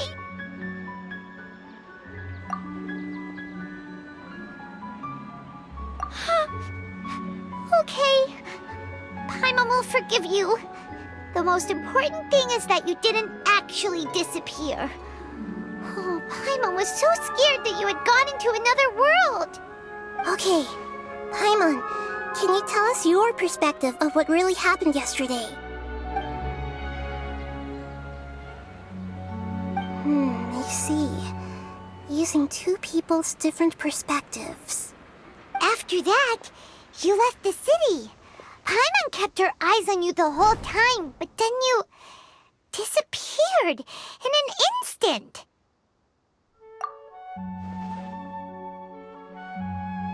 No way! Paimon was watching you with the fullest attention. What's your perspective, Traveler? You sure you don't have any memory of this?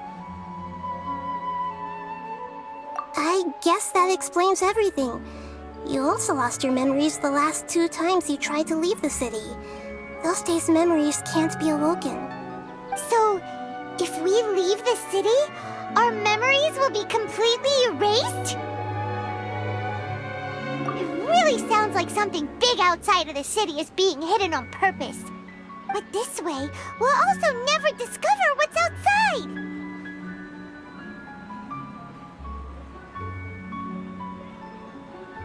Something like a message? But how can we send it back? Don't look at me like that.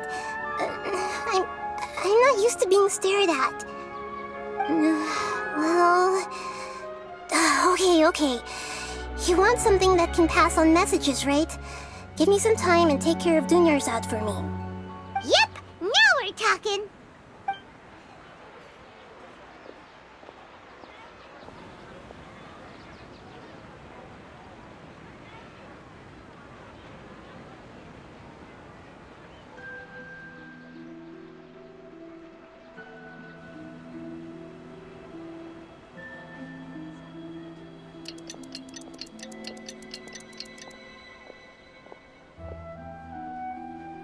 I'm done. Here you go. What? Isn't this just an Akasha terminal? I made some little changes. Akasha terminals are already capable of sending messages. I just tweaked it so that it could connect to any node. To make something like this? Nahida, you really know the Akasha like the back of your hand. Anyway, we can use this now to record a message, right? Yep. I'll help you save the messages. It should be pretty easy to use. I just can't guarantee the user's status and signal coverage when they're outside the city. We'll never know until we try. At least we're taking the initiative now. Let's go then. Let's expose those sages. All right. Paimon isn't as worried about being separated since it happened once yesterday. But Paimon still isn't happy about it. Okay, see you tomorrow, Traveler.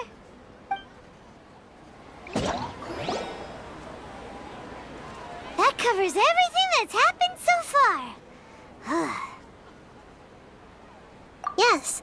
Although the signal was choppy and had some interference, we still managed to receive 2 messages from you when you were outside. Okay, now that you understand what's going on, let's hear the messages together.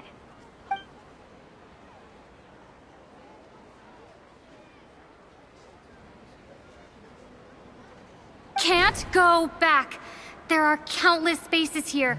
Our Sub-Zero's festival in Sumeru City is just one of them. I've entered another space. Before me are flowing sandstone and howling fish. Impossible and surreal sights. All these spaces are empty, except for the occasional ones that contain mute puppets rather than people. I can't sense any human presence.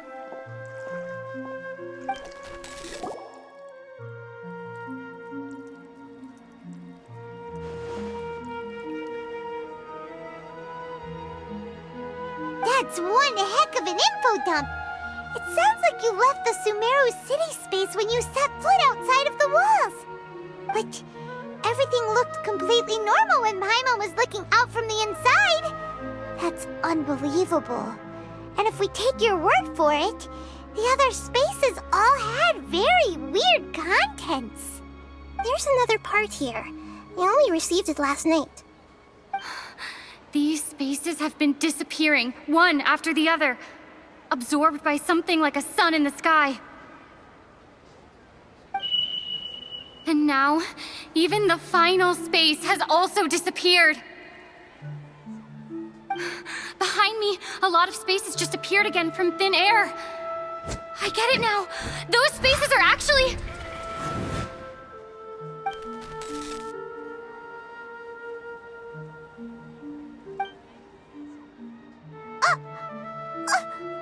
Why did the message end right there? What did the Traveler want to say? What are those spaces? Probably because yesterday just happened to end at that moment. Oh, right.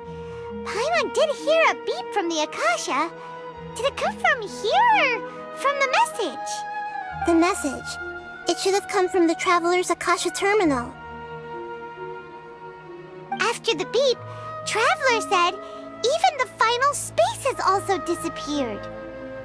Traveler, what do you think that final space could have been?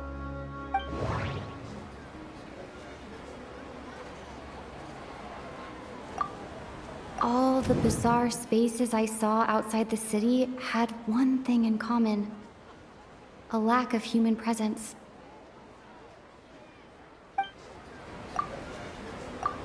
Was that space actually the real world? But Wouldn't a real space just randomly disappearing like that be catastrophic?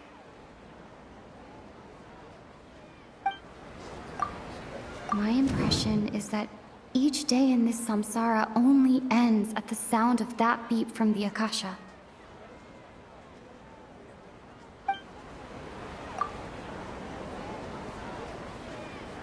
Oh, so that's what it is!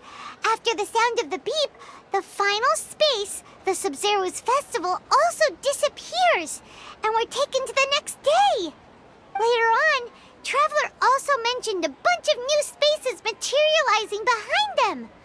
Do lots of new spaces appear every day? Paimon's head is spinning. Just what are these spaces anyhow? Well, consider this. For all the horrors of the Archon War, at its heart, it was just a game where a bunch of gods fought over 7 seats. So no matter how strange or spooky things may look on the surface, maybe all they point to in the end is a small and simple secret. Wow, the Archon War, huh? That's an analogy and a half.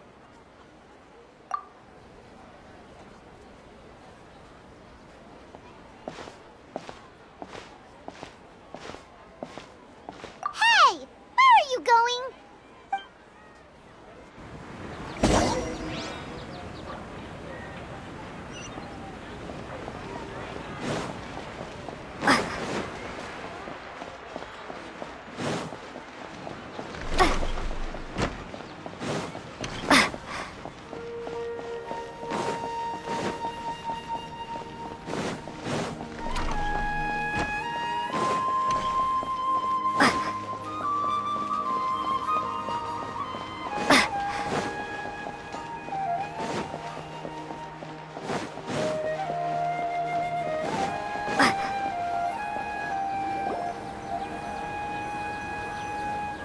Do you want some alone time to think?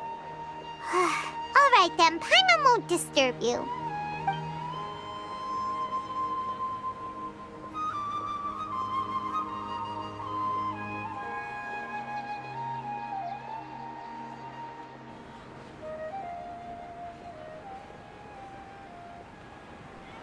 The dance of Sub-Zeros is about to begin.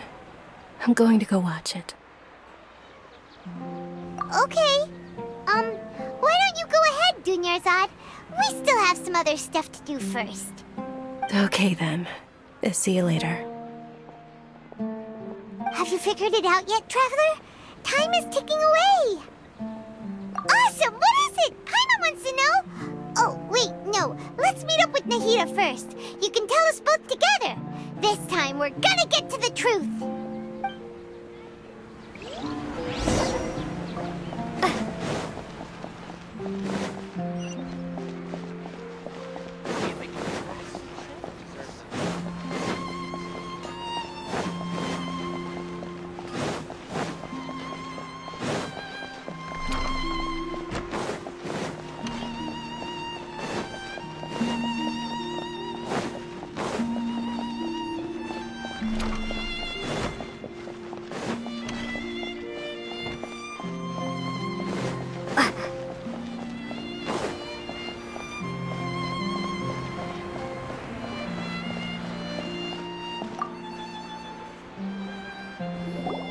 You're back!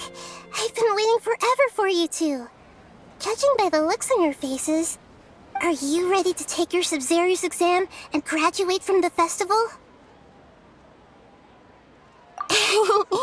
Okay, first off, have you discovered the hidden truth?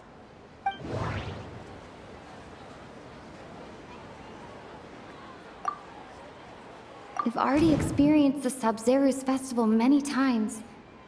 And the day of the festival seems to be in a perpetual samsara. All the bizarre spaces I saw outside the city had one thing in common: a lack of human presence.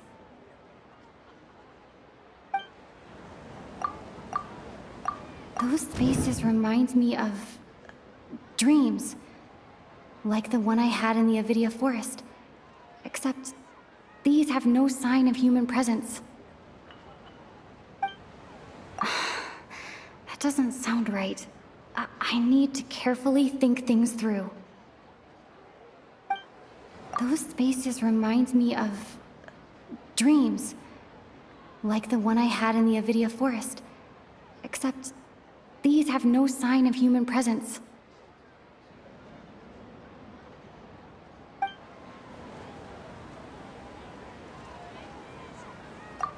People in Sumeru don't dream. What a strange phenomenon.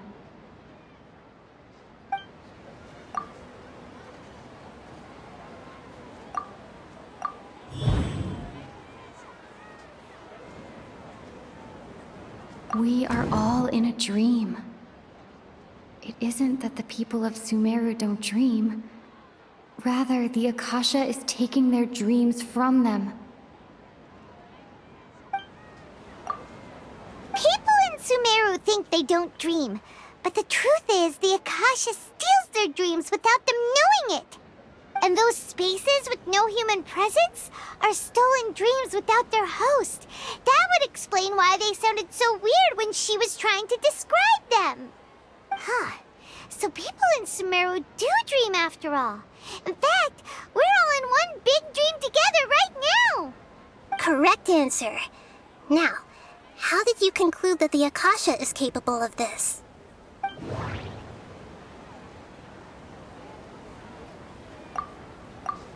It compiles the wisdom of the entire populace. The Akasha relies on the power of a gnosis to operate. It is the manifestation of the God of Wisdom's power. And it grants knowledge to the people. That doesn't sound right. I need to carefully think things through. That doesn't sound right. I need to carefully think things through. Oh, okay. Those dream-controlling creatures in the forest also get their power from the Dendro Archon, right? That would explain why the Akasha has the ability to control people's dreams, too. But is stealing everyone's dreams really how the Akasha compiles their wisdom? Isn't there anything more to it than that? Dreams are fantastical, complex, and full of imagination. People's brains are the most active when they're dreaming. In other words, dreams are rich bundles of human wisdom. So in other words, the complete opposite of how Hypatia understood it. Paimon remembers her saying that the sages think dreams are foolish delusions, and the fact that no one dreams is a blessing from Greater Lord Rukkhadevata. So it was all a dirty trick? The real story is that the sages from the Academia are using the Akasha to steal people's dreams for their own use, huh? Oh? By the sounds of it, you understand the current situation pretty well. So then, what about the Samsara?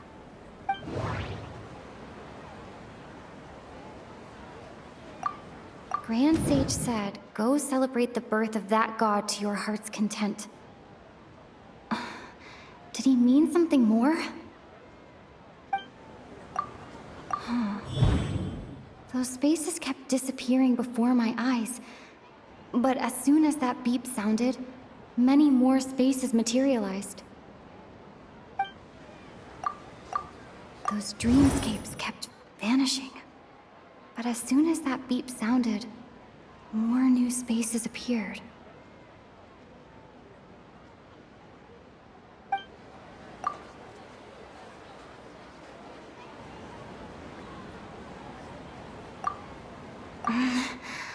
I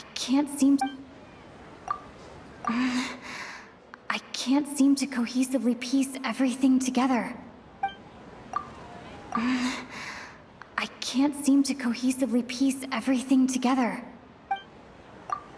I can't seem to cohesively piece everything together.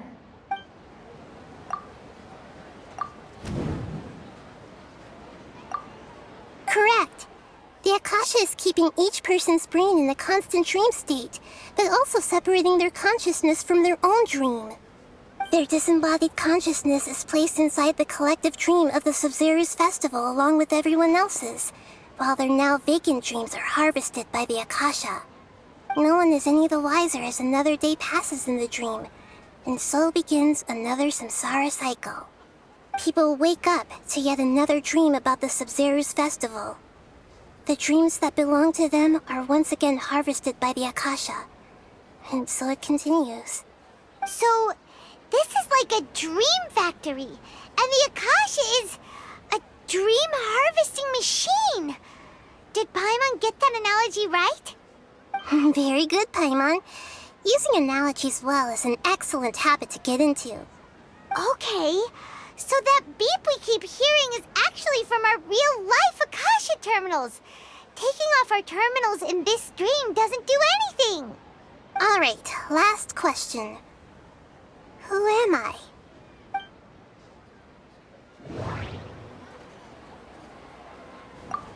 They say that alchemical divination is the Dendro Archon's divine revelation. So then, if Nahida has referred to herself as the moon... So you noticed. I thought that one would be the hardest question. That's why I put it last. That wasn't hard at all. Even Paimon guessed that. Everything about you is different. We just didn't want to expose you is all. Now that you mention it, Nahida, you've been hinting to us since the very beginning. It's funny. Thinking back to when we were asking all over the place for info about Lesser Lord Kusanali, Paimon didn't expect to meet you like this. Yes, those can wait until we're back in real life. On the other hand, I'd be happy to answer any more questions you have about here and now. You asked me this question before. My answer was, it would literally blow your minds. Now that you know this is all a dream, this answer should hopefully make more sense. Have you heard the saying, don't wake a sleepwalker? Likewise, if someone suddenly had told you all this instead of you learning it on your own, your notion of reality and dream would be thrown into irreversible confusion. I couldn't expose you to that kind of risk. That's why I could only give you very subtle hints and some suggestions. Long story short, I'm really sorry I had to keep you guessing. Firstly, this dream we're in is completely based on reality. People have already experienced this Sub-Zero's festival, so it would be very difficult for them to find anything that strikes them as surreal. Secondly, you're probably wondering why people don't have any memories from earlier samsara, right? That's because people don't remember their dreams most of the time anyway. And in any case, their actual dreams are being taken away from them by the Akasha. So whenever they wake up in this dream of the Sub-Zero's festival, they don't remember anything from their previous identical dream. That reminds Paimon. Traveler had a dream when we were in the Avidia Forest, but couldn't see what it was about after waking up. Is that an example of what you mean? Yes. Only after receiving the blessing of Dendro can a person gain the Dendro element's dream-enhancing power. That explains the feelings of déjà vu. Meanwhile, everyone else has no idea that they are in the Sub-Zero's festival samsara, while their dreams are stolen from them over and over again. Can humans really keep dreaming forever like this? Will it ever end? And if so, when? You might say your mental fatigue has already answered this question. Eventually, there's only so much that people can tolerate. Especially those whose health is compromised to begin with, like Dunyarzad. This relentless exploitation takes an even harder toll on them. People's lives are at stake here, and nobody knows a thing!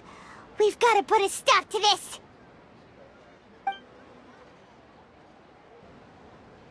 I know, right?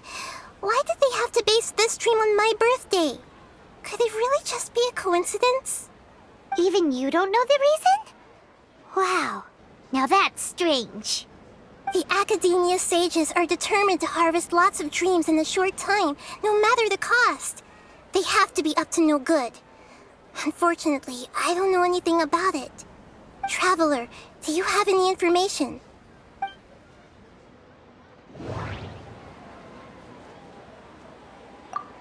Grand Sage said, go celebrate the birth of that god to your heart's content. Did he mean something more?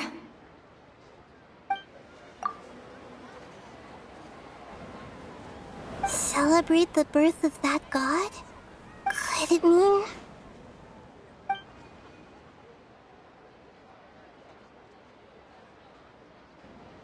deceiving the people of Sumeru with no regard for their safety? No matter what they're trying to do, this is unforgivable. After we end the Sub-Zero's festival, Samsara, we have to look into them. How can the sages of the Academia do this behind their Archon's back? This is ridiculous! In the end, I'm just the moon. The real sun is long gone. A sun and a moon? Nahida's talking in riddles again.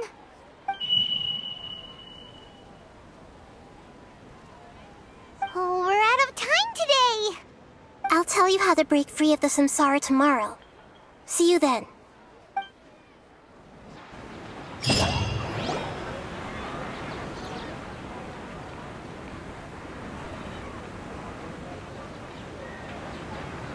Good morning, Nahida. Wait. Now that Paimon remembers everything, should we instead say good morning, Lesser Lord Kusanali? Hey! What's wrong, Nahida? You don't look too good. I'm afraid that what you're thinking right now is correct. Did Dunyarzad already disappear? No way! Are we too late? The real Dunyarzad's consciousness has indeed disappeared. It can no longer endure the constant dream harvesting. Paimon can't believe it. Wait, so what about that other Dunyarzad? Just what is she? Is she also going to disappear? She's actually something like a puppet, but not completely. The real Dunyarzad's consciousness could no longer keep playing her role in this dream. So another Dunyarzad appeared to replace her in the dream. Just like the grass and the trees, that Dunyarzad is just a building block of the dream that helps to keep it going. But personality-wise, she's nothing like the real Dunyarzad. Puppets are stiff, and can't copy a living person's vitality. After all, they're just there as filler. You know, speaking of which, the old Dunyarzad might not have been too different from a puppet. Dunyarzad truly believed that she met you within her consciousness, and it was you who inspired her. So you do remember her after all. Yes. Back then, her family was overly protective of her. No one cared about her personality or thoughts. It was as if she only lived to stall her Elazar. I just gave her a little wisdom so she could look at life in a new way. So that she could be her own person. But even so, she's still... far from it. I'm still a long way off from being a real Archon. I couldn't even save her. If I were a competent Archon, I wouldn't have let my most faithful follower die at the Sub-Zero's festival with so many regrets. Please don't beat yourself up over it, Nahida. It's the sage's fault, and theirs alone. I'm not beating myself up. All I did was to rationally observe the distance between myself and a real Archon. Don't be like that, Nahida. Even real Archons are still allowed to be sad.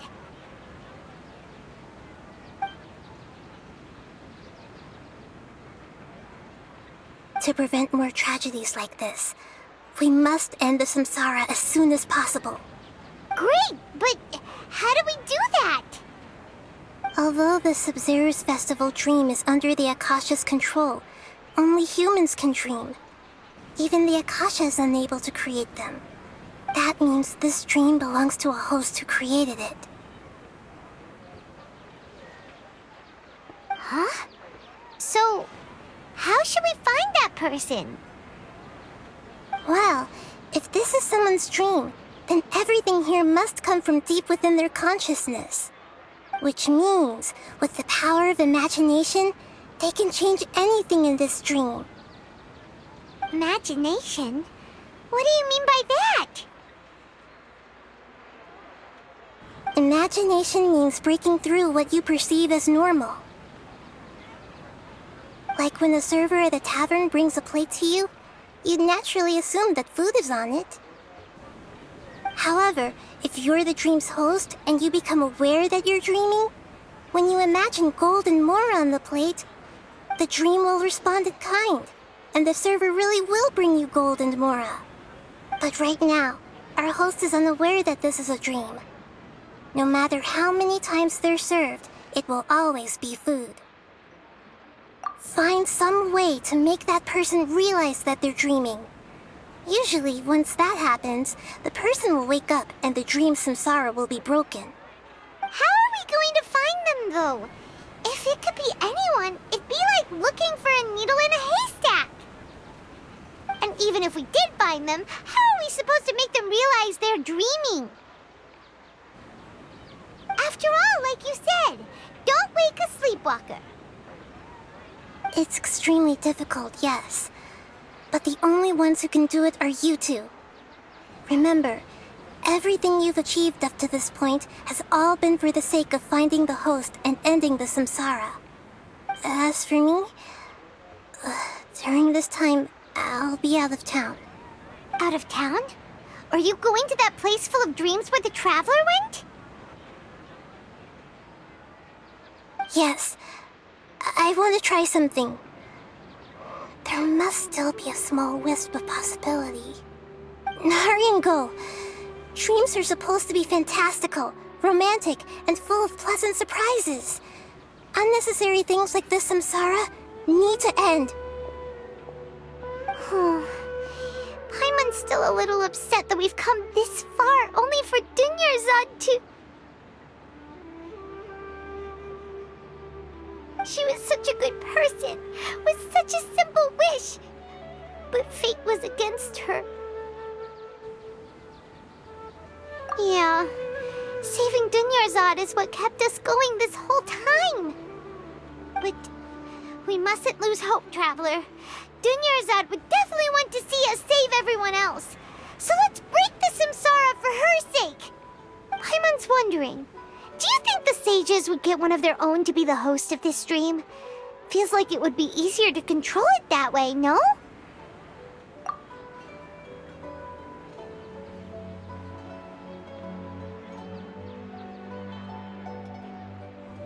Huh. That's true. Plus, the sages probably weren't counting on there being other factors beyond their control, like Nahida and us. So, who do you think the host of the dream is?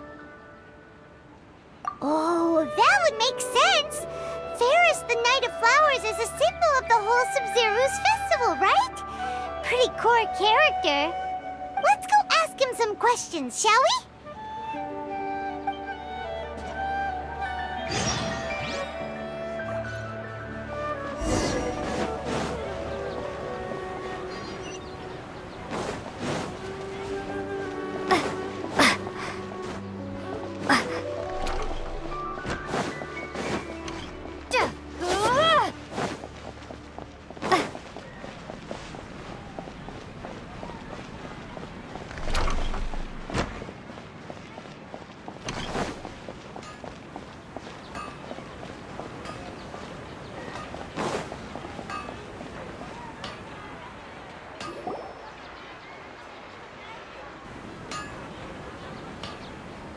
You're back.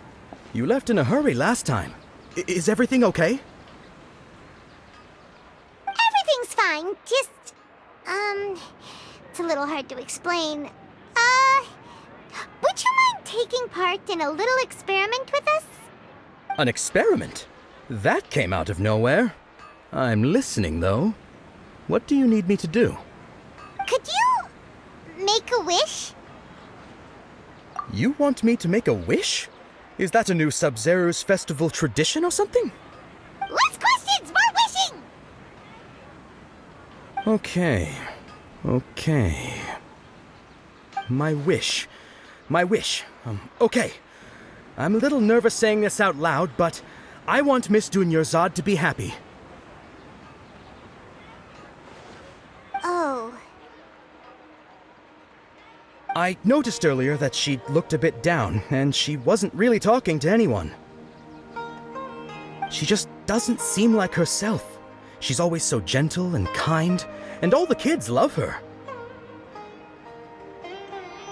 I've also wondered if the reason she asked me to be Fairest Knight of Flowers is because I'm special to her, or something.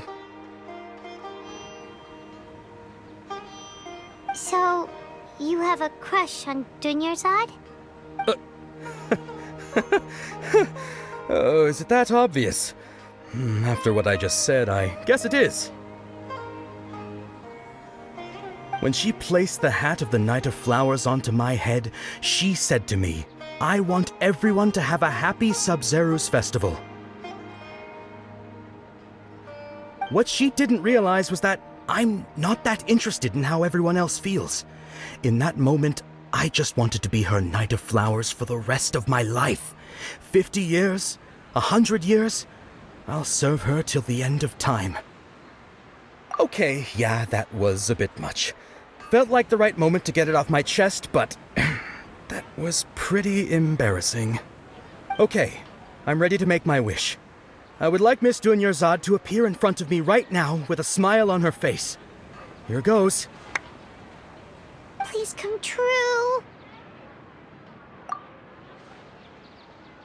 I'm gonna open my eyes.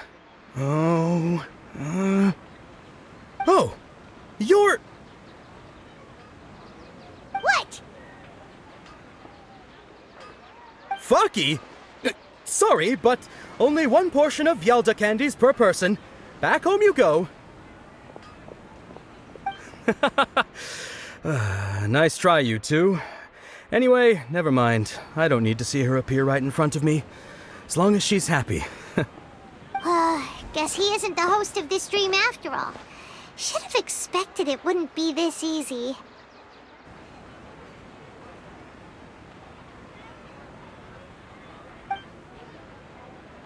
It seems like everyone who knows Dunyarzad loves her, but none of them has any idea that she...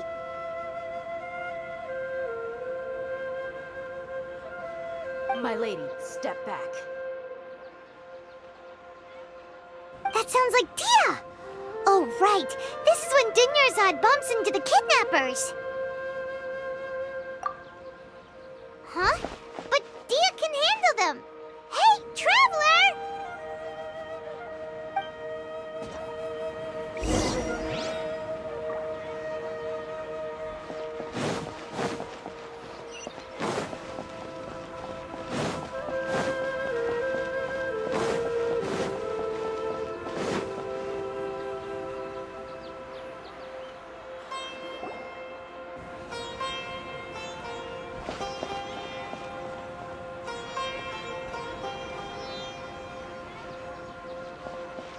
Oh, it's you. Great timing. Please take...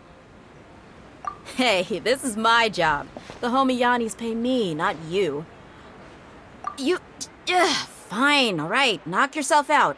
Why are you so worked up anyway? It's not like I don't trust your fighting skills. Anyway, watch yourself.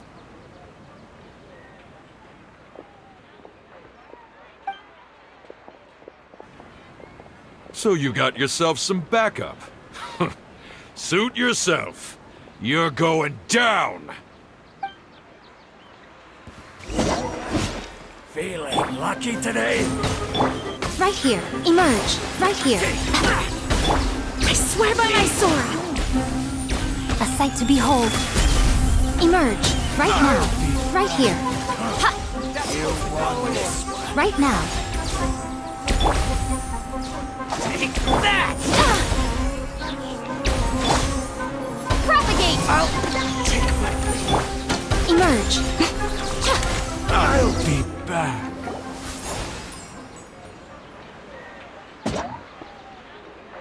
Traveler, were you just taking your anger out on those guys? You and Nahida both. Dunyarzad wouldn't want to see you two like this. Oh, and speaking of her, Paimon just remembered something. Remember how during the first Sub-Zero's festival, before the Samsara started, we came here with Dunyarzad because she wanted to pick something up? She said it was because she had forgotten something. Okay, so Paimon's memory is working so far.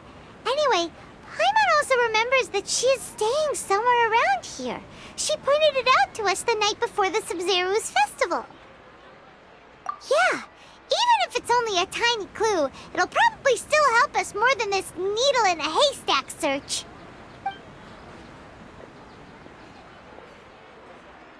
This is the place! It's rude to enter other people's spaces without permission, but desperate times call for desperate measures! Hey, the windows are unlocked! Okay, Paimon's gonna take a peek inside.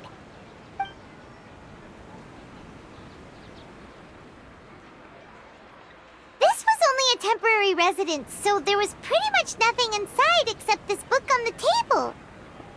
Should we open it?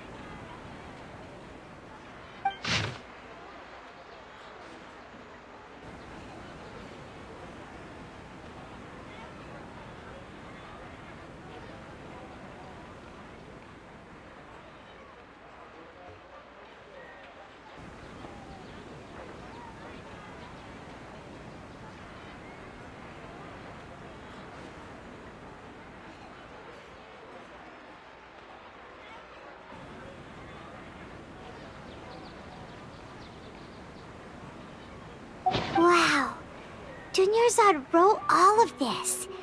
Sounds like she was always thinking of us even while we were away. Even though she was also busy preparing for the Sub-Zero's festival and had all her health problems to worry about. She must have wanted to give this to us as a gift on the day of the Sub-Zero's festival, right? If we hadn't found this book, we never would have known. But now that we know, we can't even thank her. Hey! Where are you off to now?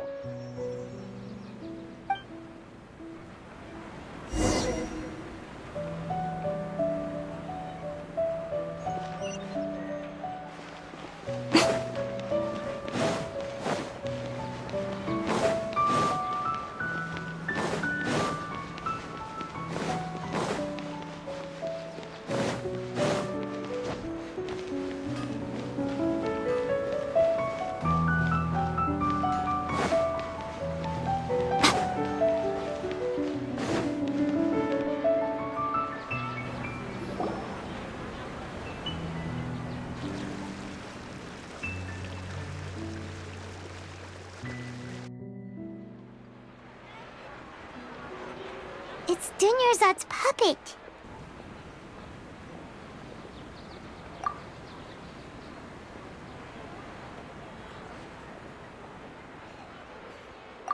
Traveler?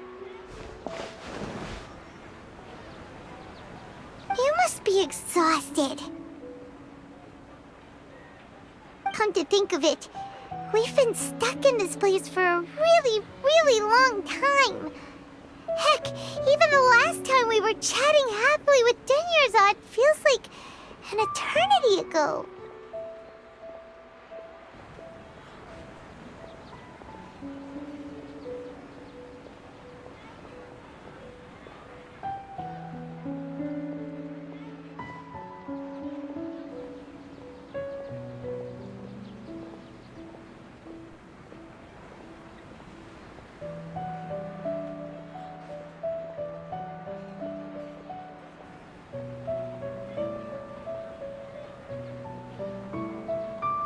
Paimon still remembers when we were sitting here, and the way her eyes sparkled when she talked about Nilu's Dance of Sub-Zerus. There will always be frustrations in life, but I know that the point of living is not to leave behind any regrets.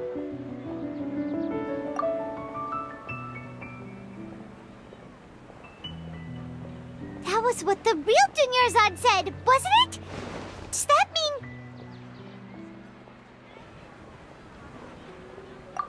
Yes, Traveler. What is it? Oh, so she's still just a puppet. But just now, how come... What? Where are we going this time?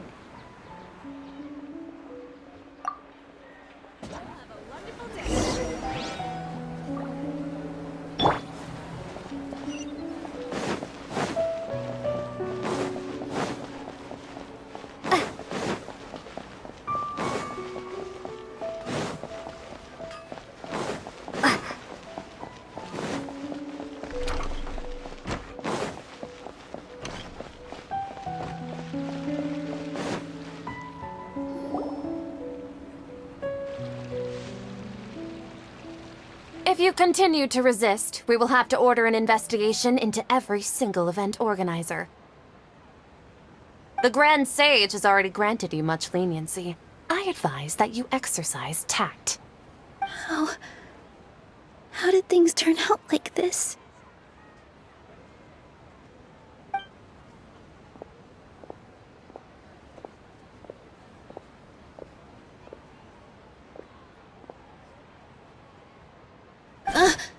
Traveler? You don't have to get involved. He's a sage from the Academia. I don't want to drag you into this. Traveler? Traveler? What the heck are you doing? If you get arrested by the Academia, that's another day gone to waste!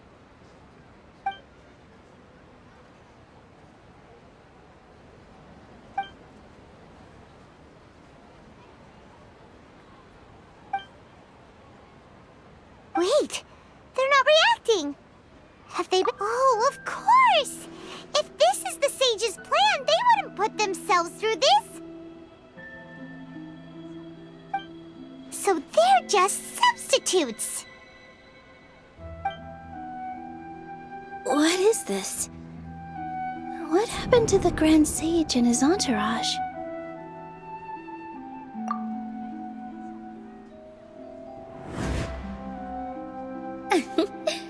Like I said, they symbolize the goddess of flowers. It's just a shame that all the real Padisarahs went extinct after her death. Yes. The Greater Lord brought forth new Padisarahs in memory of the goddess of flowers. But she ultimately could never truly replicate that beautiful shade of purple.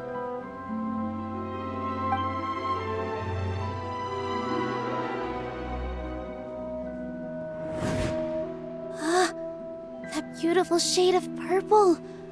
Aren't these flowers real Padisarahs? Just like the ones from the legend? I didn't even notice. Dunyarzad, did you find these? But didn't you just say all the real flowers went extinct after the goddess of flowers passed away? So, Al? Yeah. What's going on here? Huh?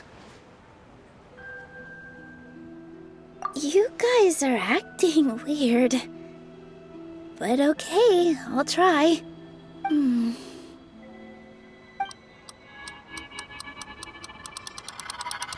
Hey!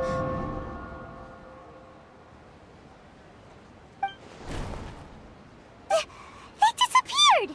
So Nilu's the host! What a surprise! Purple Padisarahs don't exist in the real world anymore. But in Nilu's subconscious, they can appear as decorations on the stage. It's just like the example Nahida told us. People assume there will be food on a plate, and Nilu assumed there would be real Padisarahs in the flower pots. So when you saw the flowers, you instantly knew it was Nilu? But if we want to end the to become aware that they're dreaming. How should we make Nilu realize that? Am I dreaming? Huh? So I'm right. Is this Lesser Lord Kusanali responding to our celebration of the Sabzeruz festival? Wrong guess, but you aren't completely wrong either. The point is, what made you think this is a dream? As far as you know, people in Sumeru don't dream, right? Yeah, but have you heard the tale of the first sage? To prevent a calamity, he went on a journey to find the Dendro Archon. Ooh, sounds familiar. Dunyarzad told us a story like that when we first arrived in Sumeru City. So it was about the first sage, huh? Yep, but in the part you heard, he hadn't become the first sage yet. There's more to the story. His piety and wisdom were acknowledged by the Dendro Archon, and she finally gave her blessing to him. All kinds of spectacular scenes appeared in front of the first sage, as if all the knowledge in the world was being painted onto a canvas right before him. He was captivated. After who knows how long, he mastered all the knowledge he could comprehend. Afterward, he said to the Dendro Archon, "I miss my parents, my wife, and my children. I've been away from home for far too long. They must be worried." The Dendro Archon smiled. The next second, the sage found himself lying in his bed, as if he had just woken up from a dream. His wife, lying next to him, said, "You're off to search for the Dendro Archon today, aren't you? Have a safe journey, my love." In the end, the first sage took care of many disasters in Sumeru City and founded the Academia. What a happy ending. So, the first sage was dreaming ever since the beginning of the story? He never went on his journey? Yes, but his faith and determination were conveyed to the Dendro Archon, so she blessed him in the form of a dream. Paimon understands where you're coming from now. That's a really interesting connection. But we really gotta wake up soon, like the sage in the story! I see. Well, it just so happens that today's Sabzeruz festival is almost over too.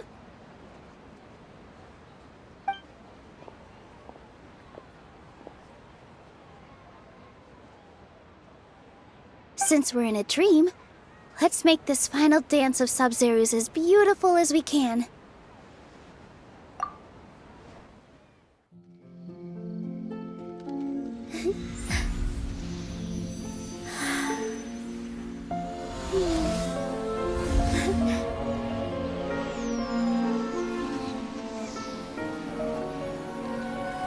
The wait is over, everyone. I dedicate this to our god, the dance of Sabzeruz.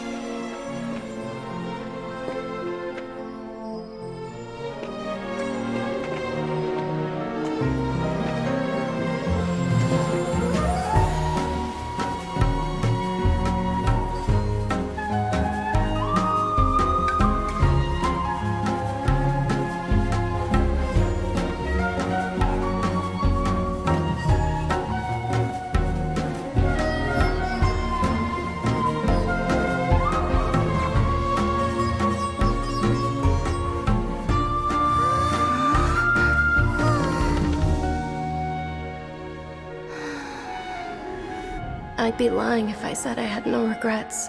I would have loved to see Nilu's dance.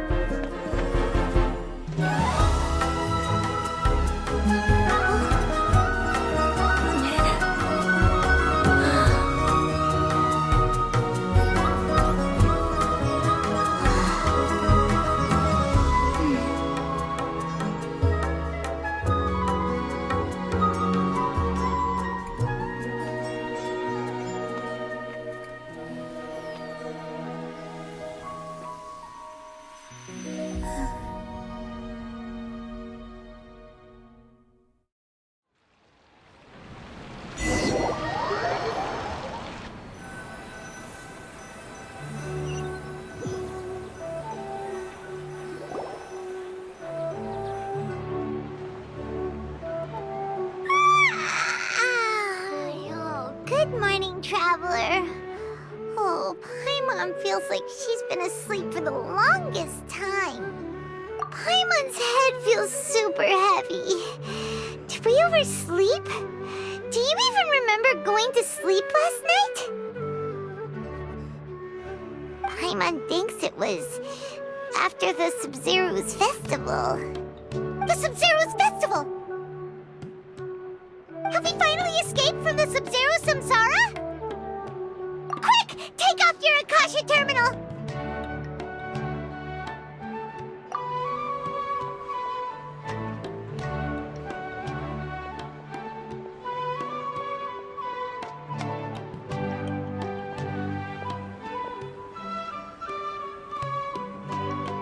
She's not in her room! What happened? Huh? What usual spot?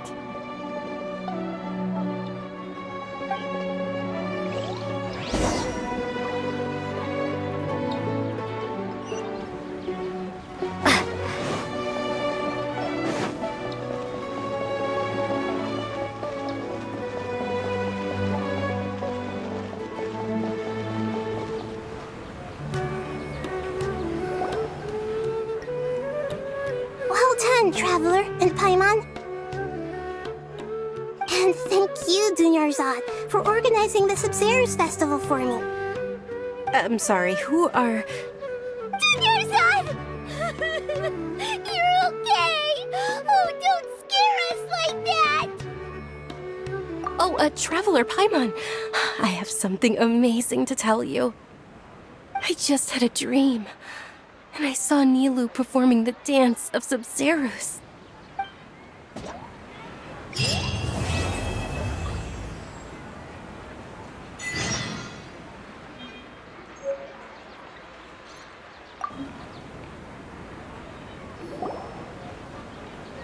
You're actually Nahida, aren't you?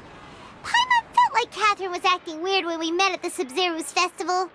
And Dunyarzad, did you save her? It's a really long story. We shouldn't disturb her. Her consciousness is still weakened. Let's chat somewhere else. How about by the Traveler's favorite bench?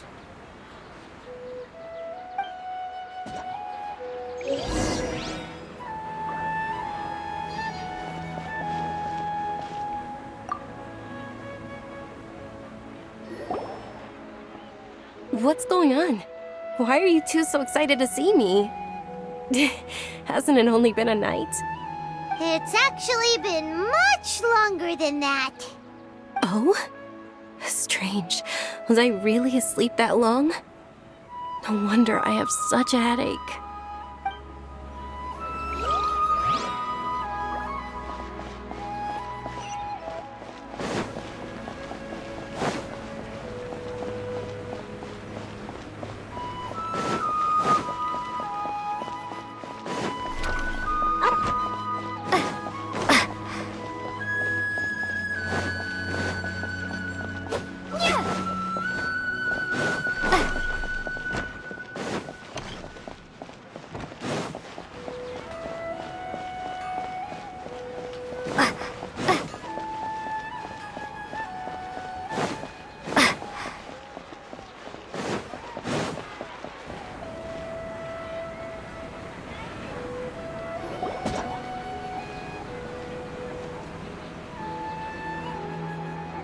Let's talk about Dunyarzad first. It's such a relief that she's all right.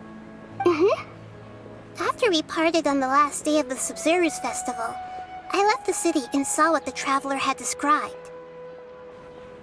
Among the countless dreams, I found one that was growing fainter and fainter. This proved my suspicion. Once Dunyarzad could no longer bear the Akasha harvesting her dreams, her consciousness began to dissipate. But this also meant it escaped the Akasha's control.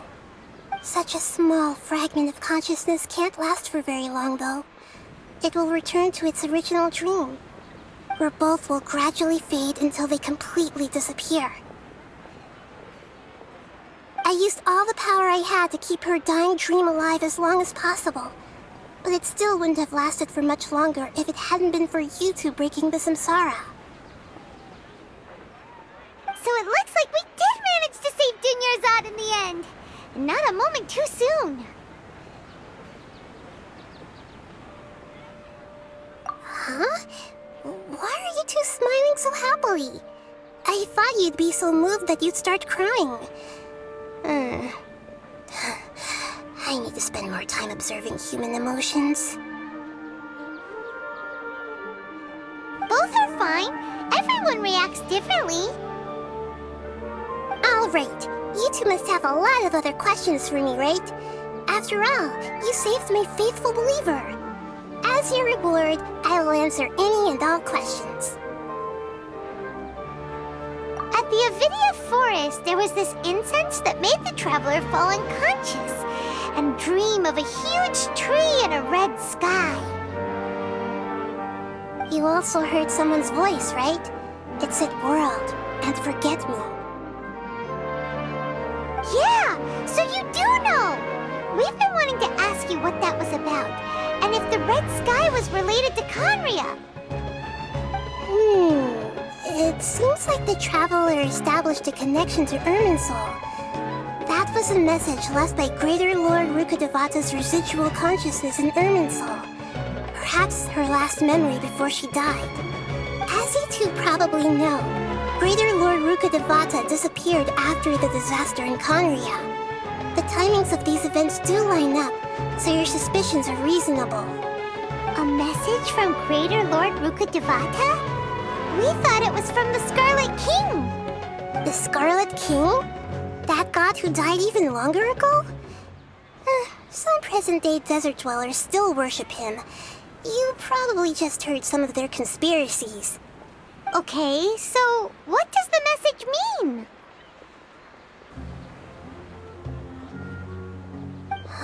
I still haven't managed to decipher it. Even the Akasha isn't currently capable of doing that. Greater Lord Rukkhadevata's residual consciousness in Irminsul seems to be contaminated with something that has a very dangerous aura to it. Many devoted scholars go mad as soon as they connect their consciousness. I've warned the Academia about this many times, but people still keep falling victim to it. But I believe this is the key to saving Irminsul. That's why I've kept trying to decipher it. So the tree in the vision was Irminsul? Oh, Tainari also said that Irminsul is sick! Is it because of the contaminated consciousness? But even if you can't figure out what that vision was all about, it seems like our search for you was all in vain. The Traveler wasn't affected after coming in contact with that consciousness. I've never seen anyone like that. With you here, we may have a chance at deciphering it. No, we must decipher its secrets. I've already eliminated all other factors that might affect Irminsul. This is the only one left. This puzzle has life and death at stake. It could determine Irminsul's fate, as well as Tevat's. To be accurate, I'm using the Akasha as a medium to occupy Catherine's consciousness. How did you do that? Poor Catherine. Does this mean you can also occupy other people's consciousnesses? Theoretically, I can enter anyone's mind as long as they're wearing their Akasha terminal. The Akasha is the legacy of Greater Lord Rukkhadevata. As Lesser Lord Kusanali and the first Akasha terminal, my consciousness has always been linked to the Akasha. I've always respected my people's free will, so I've never actually occupied their consciousness. When necessary, I just borrow this bionic Snezhnayan puppet. Hold on. Did we just learn some deep, dark secret? So Catherine is... No wonder Paimon felt something was off about her. What about your own body? Why do you need to borrow other people's? Don't you live in the sanctuary of Surasthana? That story begins a long time ago. After Greater Lord Rukkhadevata disappeared, the sages found my newly born self and took me back to Sumeru. At that time, I was young and weak. The sages kept me in the sanctuary of Surasthana, ostensibly for the sake of protecting me. But I've hardly heard from them since. However, I do understand that they had hoped to find Greater Lord Rukkhadevata instead of me, a symbol of her passing. So, the sages basically put their new Archon under house arrest? How dare they! Why don't you teach them a lesson, Nahida? In some ways, they aren't wrong. Greater Lord Rukkhadevata was omniscient and omnipotent. Even after her death, the Akasha is still empowering this nation. And I'm still really far away from being able to call myself the God of Wisdom. Moreover, the Academia is also more proficient at governing this country. My existence has little meaning. Yeah, you got a lot of believers. Just look at the Sub-Zero's festival. Everyone who showed up truly loves you. Thank you for the kind words. But I honestly don't need physical freedom as long as I can connect my consciousness to the Akasha. Trying to find a way to save Irminsul is my life's mission and top priority. I will work on that, and try to live up to being a deity in the meantime. Every once in a while, I will also take up the duties of the God of Wisdom and enlighten a lost soul here and there. There's never been any big problems with the Academia's governance of Sumeru. This is the first time I've seen them step out of line. I wonder what caused them to go down this path, and what they hope to achieve. Even though the city's residents haven't noticed anything strange, if the Traveler hadn't broken the Sub-Zero's samsara, the situation could have become dire. I tried to do some investigating in the Akasha, but I couldn't find anything suspicious, and all the people of interest seem to purposely avoid wearing their Akasha terminals. I think they're deliberately trying to hide something. Oh, that reminds Paimon. In Gandharvaville, there was a sage who had invited Tainari to join some kind of project. Could it be related? Regardless, I need to first investigate the sage's motives, make things right, and punish them if needed. But I'll have to be discreet, or they'll see me coming. You mean how the Akasha stops you from having dreams? Yeah, it's been such a long time. No one's noticed something's up? It's not that no one noticed. It's more like no one cared. Ultimately, it's all rooted in the sage's misdirection. Misdirection? The sages convinced everyone to believe that being unable to dream is a sign of rationality and wisdom. Not dreaming is a badge of honor in Sumeru, even if the truth is that their dreams are being reaped by the Akasha. With their propaganda in place, the sages can maximize their use of the Akasha to facilitate their research. Besides, Greater Lord Rukkhadevata must have created the Akasha in the hopes that it could be used to its full potential. That's why I've never come out strongly against this. Anyway, the perspective advocated by the sages drowned out any voices of doubt. By now, even those who never use Akasha terminals find it too shameful and embarrassing to talk about their dreams. Got it! I hope my answers were satisfactory, seekers of knowledge. To be honest, maintaining Dunyarzad's fading dream took a lot of mental energy. I think I may need to rest for a while. Oh, and you don't need to worry too much about the sage's activities for now. The Akasha won't be able to conduct another project on the scale of the Sub-Zero's samsara in the immediate future. Go and get some sleep. Leave everything to us. What a relief. This is truly the most exhausting birthday I've ever had. Traveler? Paimon? Why am I here? Do either of you know? Maybe you were sleepwalking. You know you can't wake up a sleepwalker. We happened to walk by, so we thought we'd wait for you to wake up. I see. Huh. I should visit my maintenance personnel sometime. Oh, I'm fine. I better go. Thank you.